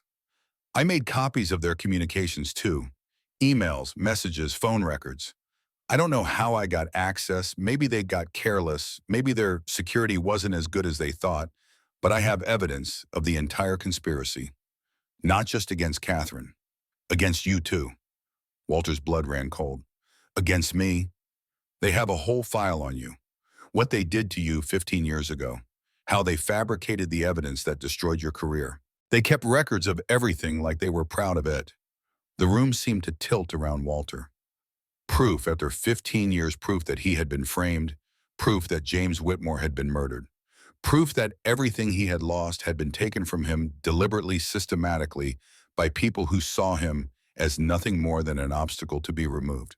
"Why are you giving me this?" he asked, his voice barely above a whisper.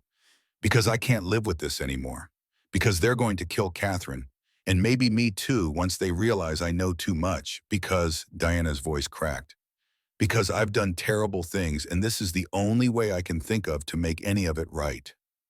Walter looked at the USB drive in her hand. Such a small thing to contain so much destruction and so much possibility. "If I take this," he said slowly, "your life will never be the same. You'll have to testify. You'll be exposed. Everything you've done will become public." "I know." Diana pressed the drive into his hand. "But at least I'll be able to live with myself. I couldn't do that before. Whatever happens now, at least I'll know I tried to make it right." Walter closed his fingers around the drive. In his palm, he held the key to everything, the evidence that could bring down Dominion Energy, vindicate his own past, and protect Catherine from enemies who had been operating in the shadows for years. "Thank you," he said, "for having the courage to do this." Diana managed a weak smile. "I'm not brave. I'm just tired of being afraid." "That's where bravery starts." He helped her arrange safe passage, a sister in Vermont who could take her in a route that avoided the obvious exits from the city. By dawn, Diana was gone, and Walter was left alone with the evidence that could change everything. He called Catherine first. "I have it," he said when she answered. "Everything we need." "What do you mean, evidence?" "Proof of the conspiracy. Enough to bring down Dominion Energy and everyone connected to them." Silence on the other end. Then quietly, "What do we do now?" Walter looked out his window at the first light of dawn breaking over Queens. A new day was beginning, a new chapter in a story that had started 15 years ago when a young lawyer had tried to do the right thing and been destroyed for it. But this time would be different. This time he was not alone. This time he had evidence. And this time he was going to win. "Now," Walter said, "we finish this." The morning after Diana Webb vanished into the gray Vermont dawn, Walter Brennan sat in Catherine Ashford's penthouse with the USB drive before him on the glass coffee table, a small black rectangle containing enough digital dynamite to level corporate empires. The data specialist Catherine had hired worked through the night decrypting files and organizing the thousands of documents Diana had collected during her months as an unwilling double agent. What emerged from that digital excavation was more damning than either of them had imagined. The conspiracy stretched back nearly 2 decades. Dominion Energy had not simply targeted Catherine Ashford because her quantum technology threatened their fossil fuel dominance. They had been systematically eliminating threats for years, a pattern of destruction that included Walter's own case and at least 7 others that the investigators could identify. Scientists whose research challenged petroleum interests, journalists who dug too deep into environmental violations, whistleblowers who tried to expose safety hazards. Each one had been neutralized through the same playbook: fabricated evidence, corrupted legal teams' character assassination, and when necessary, accidents that were never quite investigated thoroughly enough. Walter read through the files with hands that trembled, not from fear, but from the accumulated weight of vindication. There it was in black and white, the emails coordinating the theft of evidence from his office, the payments to the experts who had testified against him, the instructions to plant falsified documents that would destroy his reputation. James Whitmore's death was there too, discussed in clinical terms as a necessary solution to a problematic witness, the murder disguised as suicide with the casual efficiency of people who had done such things before. Catherine found him still reading at 7 in the morning, his coffee cold and untouched beside him. "You haven't slept," she observed, settling into the chair across from him. Walter looked up, and Catherine saw something in his eyes she had not seen before: tears. Not flowing but present, glistening at the edges, held back by the will of a man who had taught himself long ago that weeping was a luxury he could not afford. "My wife died believing I was innocent," Walter said, his voice rough with emotion he could no longer fully suppress. "But she never got to see the proof. She never got to see them exposed for what they did to us." Catherine did not offer empty comfort or meaningless platitudes.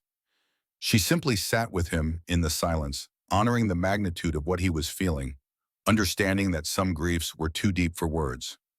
After a long moment, Walter drew a breath and straightened in his chair. The tears retreated, replaced by the steel that had carried him through 15 years of invisibility.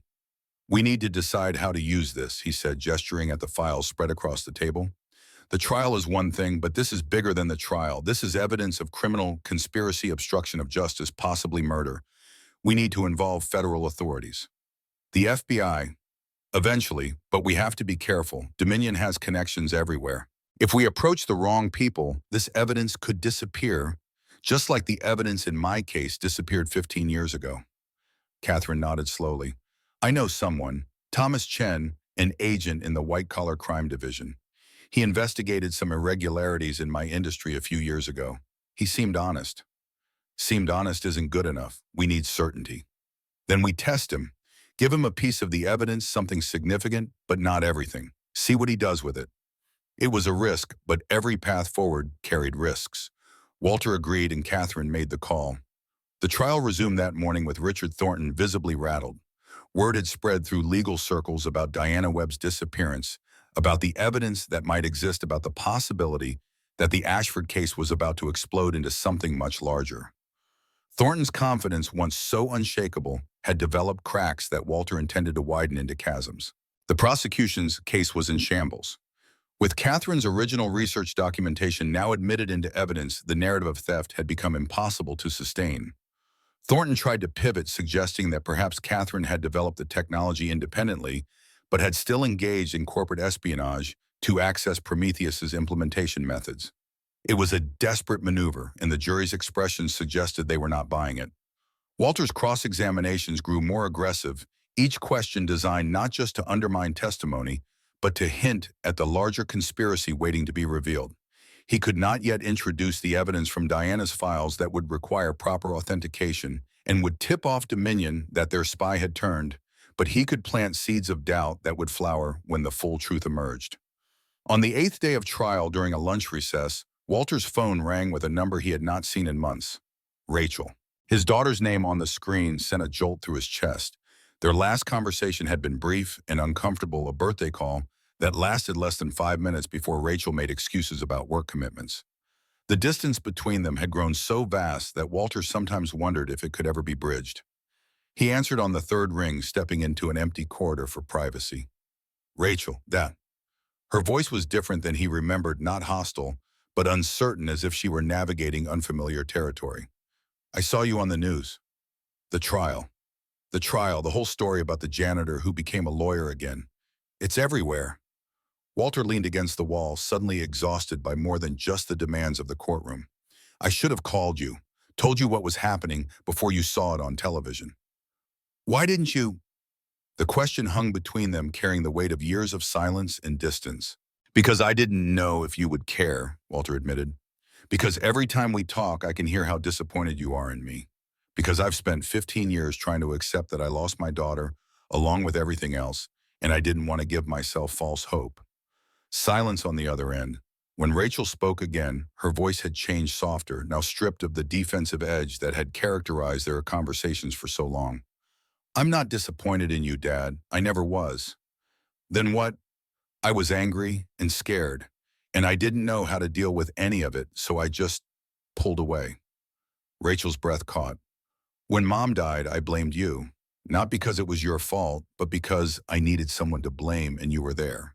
And then you just gave up. You stopped being a lawyer, stopped fighting, became this ghost of the person I remembered. I didn't know how to reach you anymore. Walter closed his eyes, feeling the truth of her words cut through defenses he had built over years. I didn't give up. I survived. There's a difference, but I understand why it looked the same from the outside. I know that now. Watching you in that courtroom, standing up for that woman when no one else would, Dad, that's the person I remember from when I was a kid. The person who would fight for anyone who needed help, no matter what it cost him.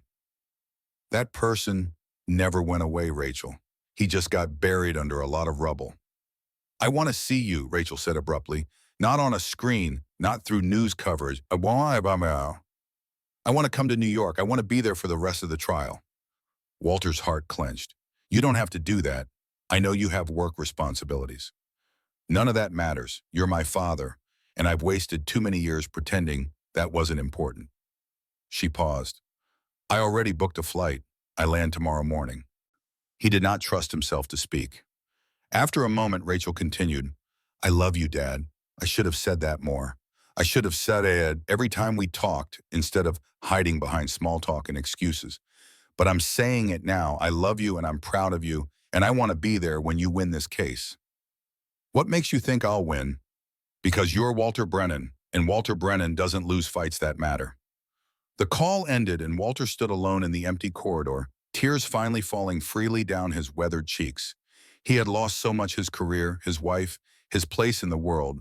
But perhaps not everything was gone forever. Perhaps some broken things could still be mended. Rachel arrived the next morning looking older than Walter remembered, the years of distance visible in the new lines around her eyes and the gray beginning to streak her dark hair. She found him outside the courthouse, and for a moment they simply stood facing each other. Two people who had forgotten how to be father and daughter, trying to remember. Then Rachel stepped forward and wrapped her arms around him, and Walter held his daughter for the first time in years, and the world seemed a little less broken than it had been before. I'm sorry, Rachel whispered against his shoulder, for all the time we lost. We have time now, Walter replied. That's what matters. They walked into the courthouse together, and if the reporters noticed the change in Walter Brennan, The lighter step, the brighter eyes, the subtle smile that played at the corners of his mouth, they attributed it to confidence about the trial rather than the healing of wounds far older and deeper than any lawsuit. The trial's ninth day brought unexpected developments. FBI agent Thomas Chen had received the test evidence Catherine provided and responded not with suppression, but with intense interest. He requested a meeting off the record, away from official channels, to discuss what else might exist. Walter and Catherine met him in a coffee shop in Brooklyn, chosen for its anonymity and its distance from the federal buildings where Dominion might have eyes. Chen was younger than Walter expected, perhaps 40, with sharp eyes and the controlled demeanor of someone who had learned to hide his reactions. "The documents you provided are authentic," Chen said without preamble. "Our forensic team verified the digital signatures. If you have more material of similar quality, we're looking at one of the largest corporate conspiracy cases in American history."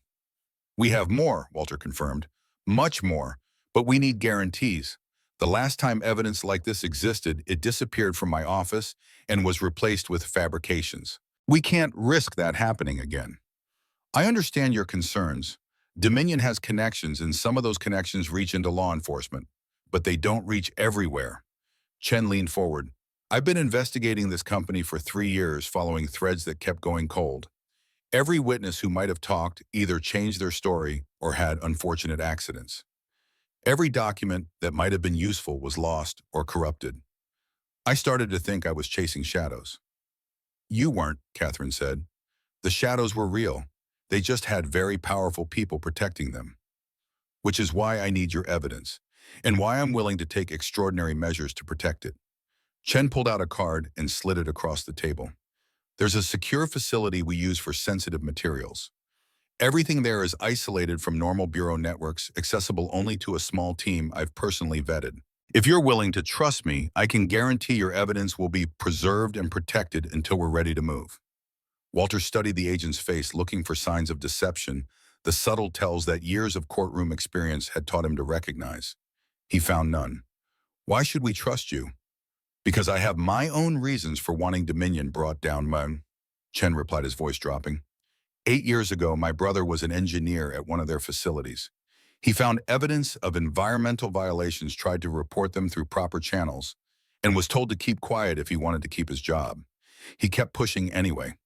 3 months later, he died in a single-car accident on a road he had driven 1,000 times without incident. The agent's face remained controlled, but Walter could see the pain beneath the professional mask. The investigation concluded it was driver error. I never believed it, but I couldn't prove anything. The evidence was always just out of reach. The witnesses always changed their stories. The documents were always corrupted or missing. Chen met Walter's eyes.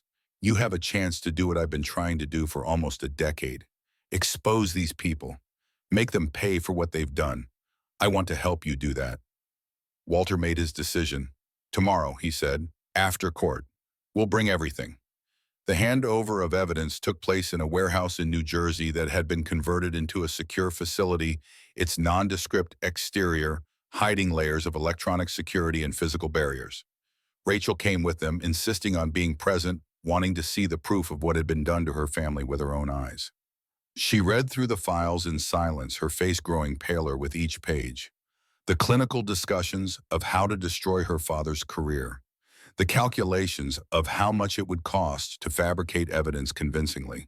The dismissive references to collateral damage that included her mother's illness, as if Elena Brennan's suffering had been merely an inconvenient side effect rather than a human tragedy. They killed her, Rachel said finally, her voice hollow. Not directly, but they killed her. If Dad hadn't lost his job, if we hadn't lost the house and the insurance, she might have... We don't know that, Walter interrupted gently. Cancer doesn't care about money or circumstances. But treatment does. The best doctors, the newest therapies, we couldn't afford any of it after they destroyed you. She might have had a chance. Walter had no answer for that. It was a question he had asked himself countless times in the years since Elena's death, a wound that would never fully heal. All he could do was put his arm around his daughter and hold her while she wept for the mother she had lost and the father who had been taken from her long before he died. Chen's team began processing the evidence, immediately working around the clock to verify authenticity and build a case that would withstand the legal challenges Dominion would inevitably mount. The FBI agent kept Walter informed of their progress, and with each passing day, the picture grew more complete and more damning. But Dominion was not passive. The attacks began subtly at first. Catherine's company's stock started dropping on rumors planted by anonymous sources.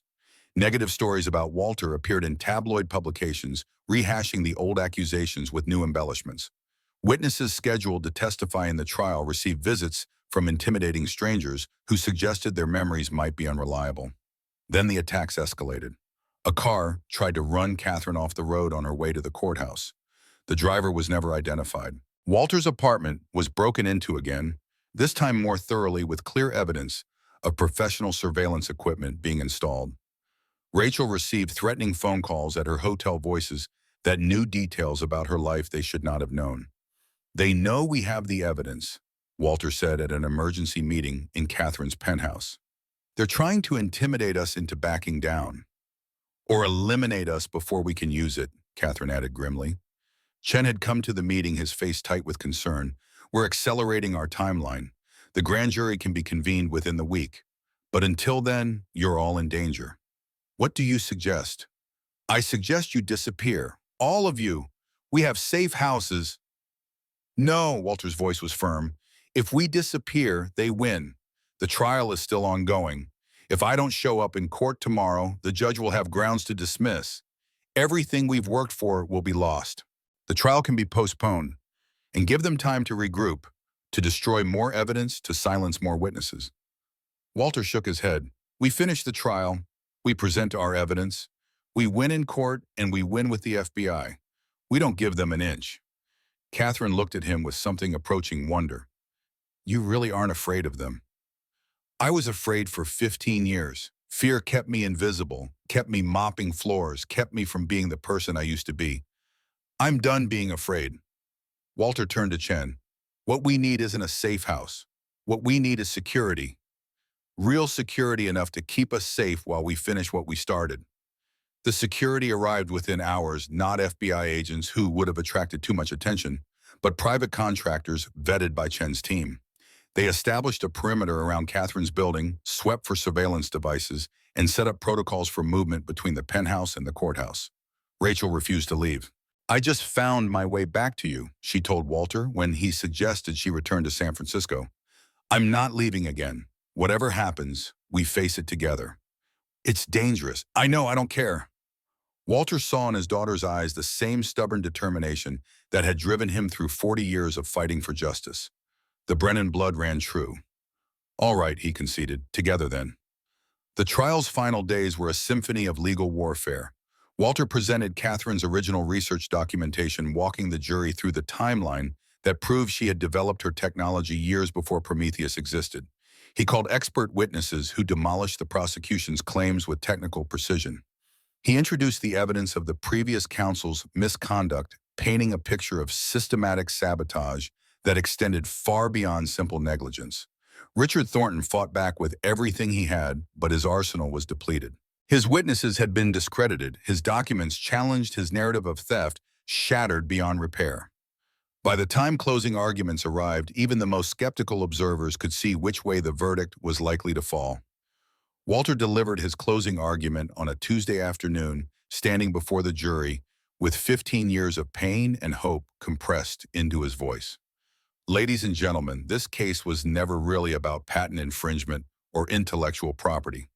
It was about power. The power of wealthy corporations to crush anyone who threatens their interests. The power to buy lawyers and experts and witnesses. The power to manufacture lies and call them evidence."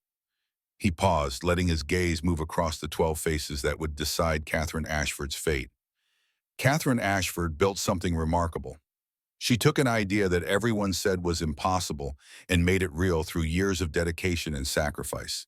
And for that, she was targeted, not by competitors who wanted to innovate, but by forces that wanted to destroy innovation itself. Walter walked slowly before the jury box, his words measured and precise. "You have seen the evidence. You have heard the testimony. You know the truth. Catherine Ashford created this technology. It belongs to her. The only theft in this case was the attempt to steal it from her through a corrupted legal system. He stopped turning to face the jury directly. I am asking you to do something that sounds simple but is actually profound. Reject the lies. Side with the truth. Send a message that justice cannot be bought, that wealth does not equal righteousness, that ordinary people sitting in judgment can see through the machinations of the powerful. Walter's voice dropped intimate and as if speaking to each juror individually. I have spent 15 years as an invisible man cleaning the floors of this courthouse, watching justice unfold and watching it fail. I have seen good people destroyed and guilty people walk free. I know how the system can be corrupted. He straightened his voice, rising again. But I also know this, the system only fails when good people allow it to fail. You are the last line of defense against injustice. You have the power to do what is right. I am asking you to use it. The jury deliberated for less than 4 hours. When they returned with a verdict of not guilty on all counts, the courtroom erupted. Reporters shouted questions, cameras flashed. Spectators cheered. Catherine wept with relief, clutching Walter's arm, as if afraid the moment might dissolve if she let go. But Walter knew the celebration was premature. The trial was won, but the larger battle was just beginning.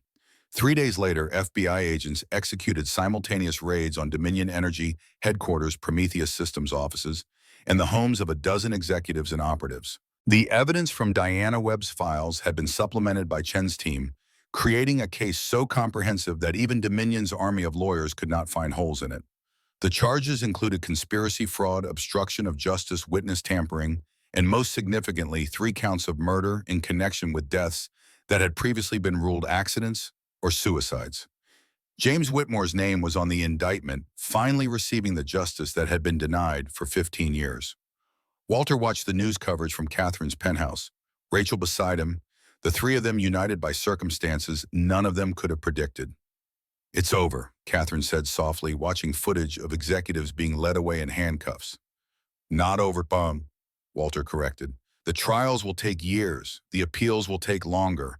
Some of them will probably walk despite everything. But the truth is out. That matters. Yes. Walter allowed himself a small smile. That matters. His phone buzzed with a text message from Chen Garrett Shaw in custody. He's talking. Says he'll testify against everyone in exchange for consideration. Walter read the message aloud and something loosened in his chest that had been tight for 15 years. Shaw was the one who coordinated the operation against me, he explained. If he testifies, if he tells everything he knows, the whole conspiracy comes down.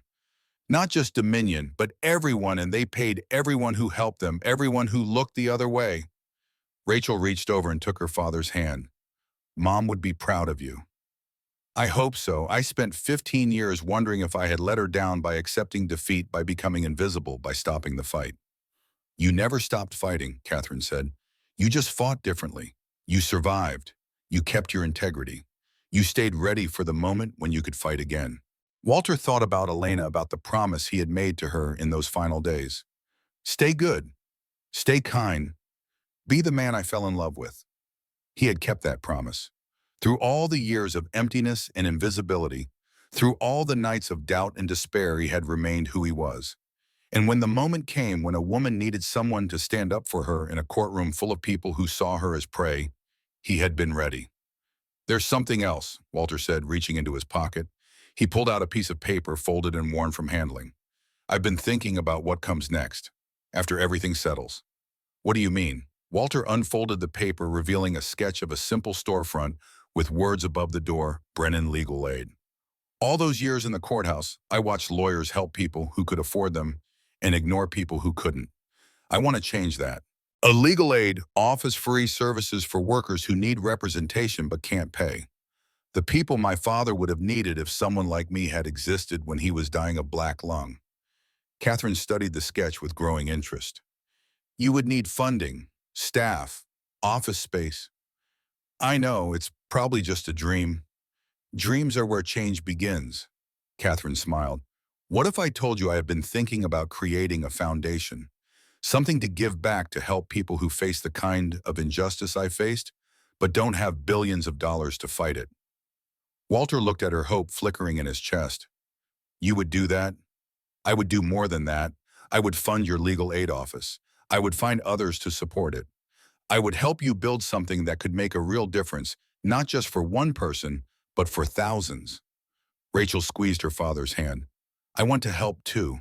I've been thinking about going to law school, continuing what you started. You would give up your career in tech. I would find something more meaningful than helping companies optimize their advertising algorithms. Rachel's eyes shone with a fire Walter recognized, the same fire that had burned in him at her age, the same fire Elena had loved. I want to be like you, Dad. I want to fight for people who can't fight for themselves. Walter looked at his daughter, at Catherine, at the sketch of a dream he had barely dared to imagine. The losses of the past 15 years would never be erased. Elena was gone.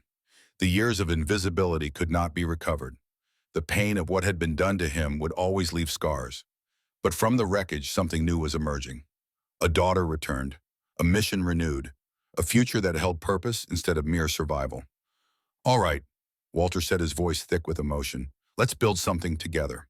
Outside the penthouse windows, the sun was setting over Manhattan, painting the sky in shades of gold and crimson. Somewhere in the city, below, FBI agents were still executing warrants, still gathering evidence, still dismantling the conspiracy that had shadowed so many lives. The battle was not over. It would not be over for years. But for the first time in 15 years, Walter Brennan looked at the future and saw light instead of darkness. The weeks following the FBI raids unfolded with the relentless momentum of an avalanche. Dominion Energy's stock plummeted 40% in the first 3 days, wiping out billions in market value and sending shockwaves through the energy sector. Board members resigned in rapid succession, each departure accompanied by carefully worded statements expressing shock at allegations they claimed to know nothing about. The company's CEO, a silver-haired man named Harold Weston, who had built his reputation on philanthropy and environmental responsibility, was photographed being escorted from his Connecticut mansion in handcuffs at 6 in the morning, his face a mask of disbelief that his empire of carefully constructed lies had finally crumbled. Walter watched the coverage with a strange mixture of satisfaction and emptiness. For 15 years he had imagined this moment, dreamed of seeing the people who destroyed his life brought to justice.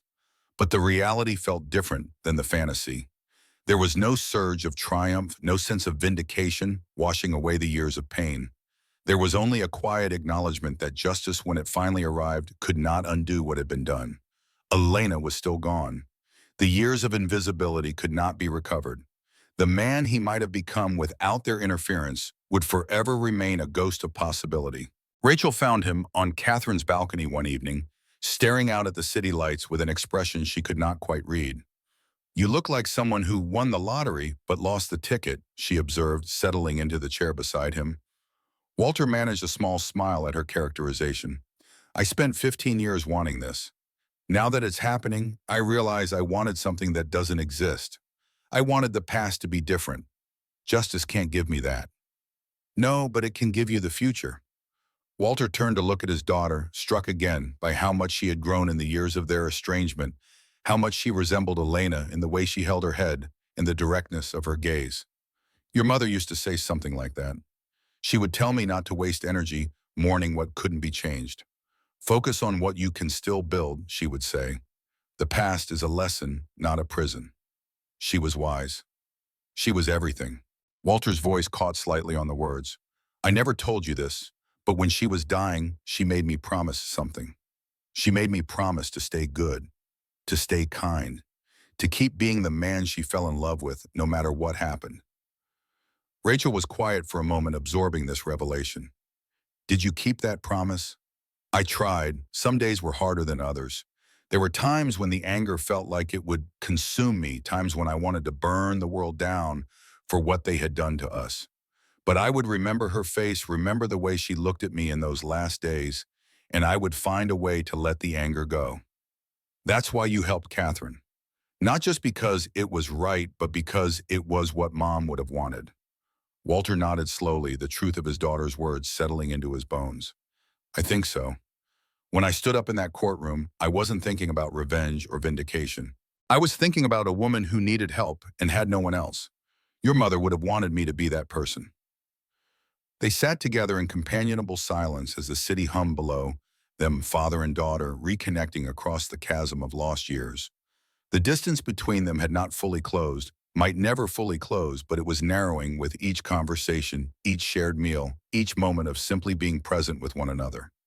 The grand jury handed down indictments 3 weeks after the raids, a cascade of charges that read like a catalog of corporate criminality: conspiracy to commit fraud, wire fraud, securities fraud, obstruction of justice, witness tampering, and most significantly, 3 counts of conspiracy to commit murder in connection with deaths that had been disguised as accidents or suicides for years.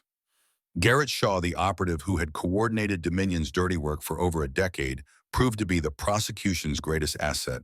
Faced with the possibility of spending the rest of his life in federal prison, he chose cooperation over loyalty, providing testimony that connected the company's executive leadership directly to the criminal conspiracy.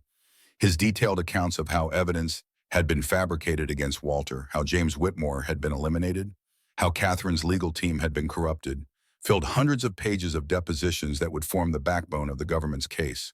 Walter was called to testify before the grand jury on a gray November morning, 15 years and 7 months after the day his life had been destroyed. The federal building where the grand jury convened was familiar to him in ways both painful and profound. He had argued cases in these halls as a young lawyer, had walked these corridors with the confident stride of a man who believed in the system's capacity for justice. Later, he had cleaned these floors as a janitor invisible and forgotten a ghost haunting the scene of his own destruction.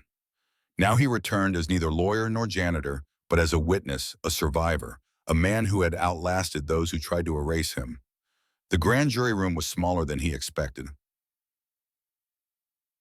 A windowless space filled with 23 citizens who would decide whether the evidence justified criminal charges. Walter took his seat at the witness table and looked out at their faces of ordinary people performing an extraordinary civic duty, and felt a sudden kinship with them.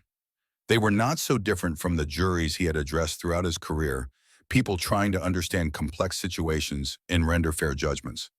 The prosecutor, a sharp-featured woman named Sarah Blackwood, who had been appointed to lead the Dominion investigation, guided Walter through his testimony with methodical precision. She asked about his career before the destruction, about the Whitmore case, about the night his evidence disappeared and the fabricated documents that replaced it. She asked about the years of suspension and the struggle to clear his name, about Elena's illness and death, about the life he had been forced to build from the wreckage. Walter answered each question carefully, his lawyer's instincts guiding him even after 15 years away from practice. He kept his emotions contained, his statements precise, his narrative clear and compelling.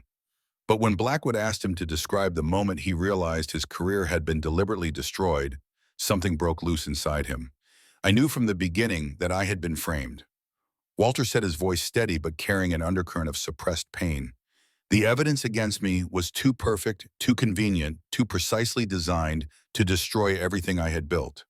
But knowing and proving are different things. I spent 4 years fighting to clear my name, and even after I succeeded, the damage was done. My reputation was ruined. My wife was sick, and we could not afford the best treatment. My daughter grew up watching her father reduced from someone who mattered to someone who cleaned floors for minimum wage. He paused, gathering himself before continuing. The worst part was not what they did to me. The worst part was what they did to James Whitmore. He came to me because he believed I could help him, believed I could expose the truth and protect him from retaliation. Instead, they killed him and made it look like Saponidan, and I could do nothing to stop it or avenge him. For 15 years, I carried that guilt, the knowledge that a man died because he trusted me. The grand jury room was utterly silent. Walter looked at the faces before him and saw his own pain reflected in their expressions, saw the dawning understanding of what he had endured and what it had cost him. I am not here seeking revenge, Walter concluded. Revenge would not bring back James Whitmore or my wife or the years I lost. I am here because the truth matters, because justice delayed is still justice, because the people who did these things need to face consequences, not for my sake, but for the sake of everyone else they might target if they are allowed to continue operating in the shadows. The indictments came down the following week, and the trials began 3 months later. Walter did not attend most of the proceedings. He had given his testimony, provided his evidence played his part in the machinery of justice. Now he focused on building something new, something that would honor Elena's memory and fulfill the promise he had made to his father's grave so many decades ago. Brennan Legal Aid opened its doors on a cold February morning, occupying a modest storefront in Brooklyn that had previously housed a dry cleaning business. The space was small and the furnishings were secondhand, but Walter had insisted on two things: a conference room large enough to meet with multiple clients at once, and a waiting area with comfortable chairs where people could sit without feeling like they were intruding. Catherine had been true to her word about funding. The Ashford Foundation for Justice, established with a $20 million initial endowment, would support legal aid services across the country, with Brennan Legal Aid as its flagship project. The foundation had also recruited pro bono support from law firms that wanted to burnish their reputations in the wake of the Dominion scandal, providing Walter with a network of volunteer attorneys who could handle cases beyond his capacity. Rachel had enrolled in law school, attending evening classes at Fordham while working at the legal aid office during the day. She started as an office manager, handling paperwork and scheduling and the thousand small tasks that kept an organization running, but Walter could see her mind working on the legal problems that crossed his desk, could see her developing the instincts that would one day make her an effective advocate. "Your first client is here," Rachel announced one morning, poking her head into Walter's cramped office. "A factory worker named Miguel Santos says he was fired after reporting safety violations." Walter felt a chill run down his spine at the familiar pattern. History did not repeat itself, but it certainly rhymed. Miguel Santos was a stocky man in his 50s with calloused hands and worried eyes. He sat across from Walter's desk and told a story that echoed through the decades, a story of a company that valued profits over people and punished anyone who threatened to expose the truth. "They said I was let go for performance issues." Miguel explained, his English accented but clear. "But everyone knows the real reason. I filed 3 complaints about the chemical storage. The containers were leaking, the ventilation was broken, people were getting sick. Management did nothing except tell me to mind my own business." "Do you have documentation?" "The complaints you filed, any evidence of the unsafe conditions?" "I have photos on my phone. I have copies of the complaints. I have names of co-workers who can confirm what I'm telling you." Miguel leaned forward, his expression desperate. "Mr. Brennan, I have a family, my wife, 3 kids. Without this job, I don't know how we're going to survive. But I couldn't stay quiet while people were getting hurt. It wouldn't have been right." Walter looked at this man, this ordinary worker who had done an extraordinary thing, and saw his father. Saw James Whitmore. Saw all the invisible people he had sworn to protect and had failed, and was now being given a chance to protect again. "Mr. Santos, I want you to understand something. Taking on your former employer will not be easy. They have lawyers, resources, time on their side. The process will be long and stressful, and there are no guarantees of success." Miguel nodded soberly. "I know, but if I don't fight, they win. And if they win, nothing changes. Someone else reports a problem, they get fired too. More people get sick. Maybe someone dies." He met Walter's eyes with a fierce determination. "My father worked in fields where they sprayed pesticides and nobody cared about safety. He died of cancer when I was 20. I won't let that happen to my coworkers if there's anything I can do to stop it." Walter extended his hand across the desk. "Then let's stop it together." The Santos case became the first of many that Brennan Legal Aid would handle in its opening year. Word spread through immigrant communities and working-class neighborhoods that there was a lawyer in Brooklyn who would fight for people who could not afford to fight for themselves, a lawyer who did not care about their ability to pay, who only cared about whether their cause was just. They came with stories of wage theft and workplace injuries, of discrimination and harassment of employers who treated them as expendable resources rather than human beings. Walter took every case he could, working 12-hour days training Rachel and the volunteer attorneys in the tactics and strategies he had developed over 40 years of practice. The work was exhausting and often heartbreaking, but it filled a void that had been empty for 15 years. Catherine visited the office regularly, bringing coffee and encouragement and the occasional strategic insight from her experience navigating corporate politics. Her presence had become a fixture in Walter's life, a friendship forged in the crucible of their shared ordeal and deepened by mutual respect and understanding. One evening, after a particularly difficult day, spent comforting a client whose case had been dismissed on a technicality, Catherine found Walter alone in the conference room, staring at the wall of photographs that documented the people they had helped. "You're brooding," she observed, settling into the chair across from him. Reflecting, "There's a difference. The Rodriguez case, 11 months of work, and it all collapsed because of a filing deadline that was missed before I took over the case. The previous attorney malpracticed the whole thing, and there's nothing I can do to fix it. You can't win them all, Walter. I know, but every loss represents a real person with real problems that won't be solved. Mrs. Rodriguez worked at that company for 15 years, and they denied her pension because of a technicality in the paperwork. She deserved better than what the system gave her." Catherine was quiet for a moment, considering her words carefully. "Do you remember what you told me the night Diana Webb came to your apartment with the evidence? You said you were doing this because it was right, because 15 years ago no one stood up for you and you wouldn't let the same thing happen to someone else." "I remember. You stood up for Mrs. Rodriguez. You fought for her for 11 months. The fact that you lost doesn't erase that. It doesn't diminish what you did or what you tried to do." Catherine leaned forward, her blue eyes intent. "You taught me something important during the trial. You taught me that the outcome doesn't define the effort.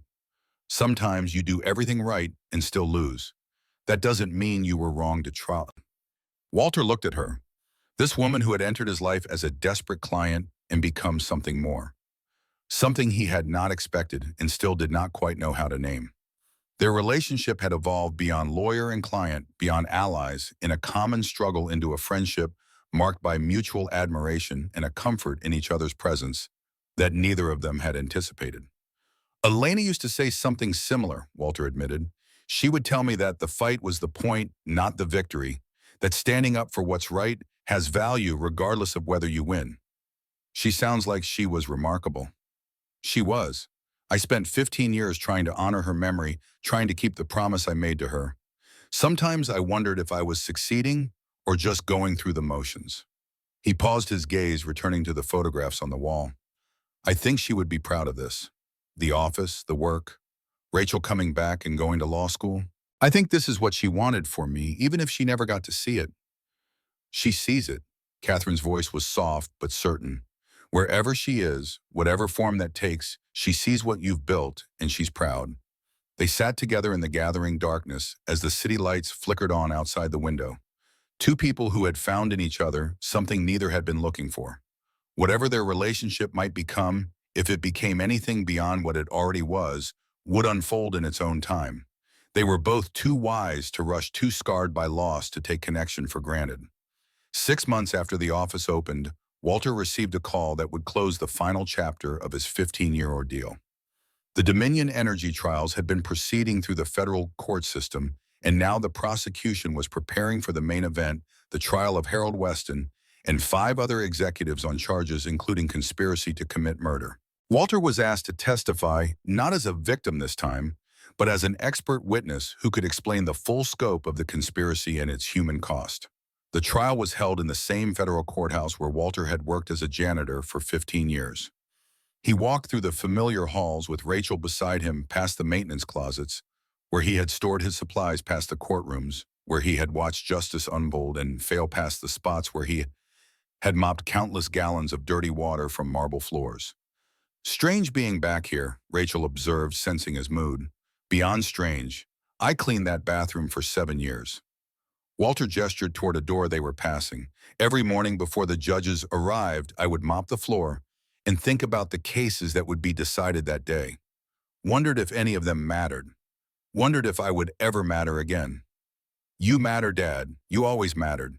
Walter squeezed his daughter's hand, grateful for her presence, grateful that the distance between them had finally been bridged. The courtroom was packed for his testimony, journalists and spectators and law students crowding every available seat. Walter took his place at the witness stand and looked out at the assembled faces, then at the defendant's table where Harold Weston sat with his co-defendants, their expensive lawyers flanking them like bodyguards. For a long moment, Walter simply looked at the man who had authorized the destruction of his life. Weston met his gaze with the cold defiance of someone who still believed himself above the consequences of his actions. The prosecutor guided Walter through his testimony, with skill building the narrative piece by piece. Walter described the Whitmore case, the theft of his evidence, the fabrication of documents designed to destroy his reputation. He described Elena's illness and death, the years of invisibility, the moment he stood up in this very courthouse to defend a woman he had never met. And then speaking directly to the jury, Walter said something that was not in any prepared statement, something that rose from the deepest part of his heart. The people who did these things believed they were untouchable. They believed their money and their power and their connections placed them above the law. They treated human beings as obstacles to be removed, as problems to be solved, as collateral damage in their pursuit of profit. He paused, letting his words settle over the courtroom. But they were wrong. They were wrong because the system they corrupted still contains people of integrity. Because truth, no matter how deeply buried, has a way of surfacing. Because every victim they created became a witness against them, a voice that would eventually be heard. Walter turned to look directly at Weston, and his voice dropped to a register that was almost intimate. You took 15 years of my life. You killed a man who trusted me. You destroyed my ability to care for my wife when she needed me most. But you did not destroy me, and you will not destroy the next person you target because I and others like me will be watching. We will be waiting, and we will never stop fighting. The conviction came 8 weeks later, guilty verdicts on all major counts, sentences that would keep Harold Weston and his co-conspirators in federal prison until they were very old men. Walter received the news in his Brooklyn office, surrounded by Rachel and Catherine and the small team of lawyers and volunteers who had become his new family. There was no celebration, no champagne or cheering. There was only a quiet acknowledgement that a long journey had finally reached its end. What happens now? Rachel asked. Walter looked around the office at the photographs of clients on the wall, at the files stacked on every surface, at the evidence of purpose that filled every corner. Now we keep working. There are more people who need help, more injustices to fight, more battles to be won. This was never about one case or one enemy. This was about building something that would last, something that would matter long after I'm gone. He walked to the window and looked out at the Brooklyn street below, at the ordinary people going about their ordinary lives, unaware of the struggles that took place behind closed doors and in corporate boardrooms. My father worked in coal mines his whole life so I could have a chance at something better. My wife sacrificed everything to support my career and then forgave me when that career was destroyed. My daughter found her way back to me after years of distance and pain. None of that was an accident. It was all connected, all part of a story that I couldn't see until I was living through it. Walter turned back to face the people gathered in his office, and for the first time in longer than he could remember, he smiled with genuine joy. The story isn't over. It's never over, not as long as there are people willing to stand up for what's right. And I intend to keep standing up until I can't stand anymore. Rachel embraced him, and Catherine clasped his hand, and outside the window the sun was setting over Brooklyn in shades of gold and crimson, painting the sky with the colors of endings and beginnings. That night, alone in his small Queens apartment, Walter sat on the edge of his bed and looked at the photographs of Elena and Rachel that had watched over him for 15 years. The apartment was the same, the photographs unchanged, but everything else was different. He was different. I kept my promise, he said softly to Elena's image. I stayed good. I stayed kind. I kept being the man you loved, even when it was the hardest thing I've ever done. And now I have a chance to do something meaningful again. To help people like my father, people who get chewed up by the system and forgotten. I think you would approve. He could almost hear her voice in the silence, warm and loving, as it had always been. I always approved, Walter. I always believed in you, even when you couldn't believe in yourself. Walter lay back on the narrow bed and closed his eyes, feeling a peace he had not known in 15 years. Tomorrow would bring new challenges, new cases, new battles to fight. There would be losses along with victories, setbacks along with triumphs. The work would never be finished, the need never fully met. But that was all right, that was the point. Justice was not a destination, but a journey, not a trophy to be won, but a garden to be tended. It required constant vigilance, constant effort, constant faith that the work mattered even when the results were disappointing. Walter Brennan had spent 15 years invisible, forgotten, erased from the world he had once inhabited. But he had never stopped being who he was, never abandoned the principles that had defined him, never let them take his soul, even as they took everything else. And in the end, that was the only victory that mattered. He fell asleep with Elena watching over him and dreamed of courtrooms where justice prevailed, of workers whose rights were protected, of a world where the invisible became visible and the voiceless found their voice. The story was not over. It was just beginning.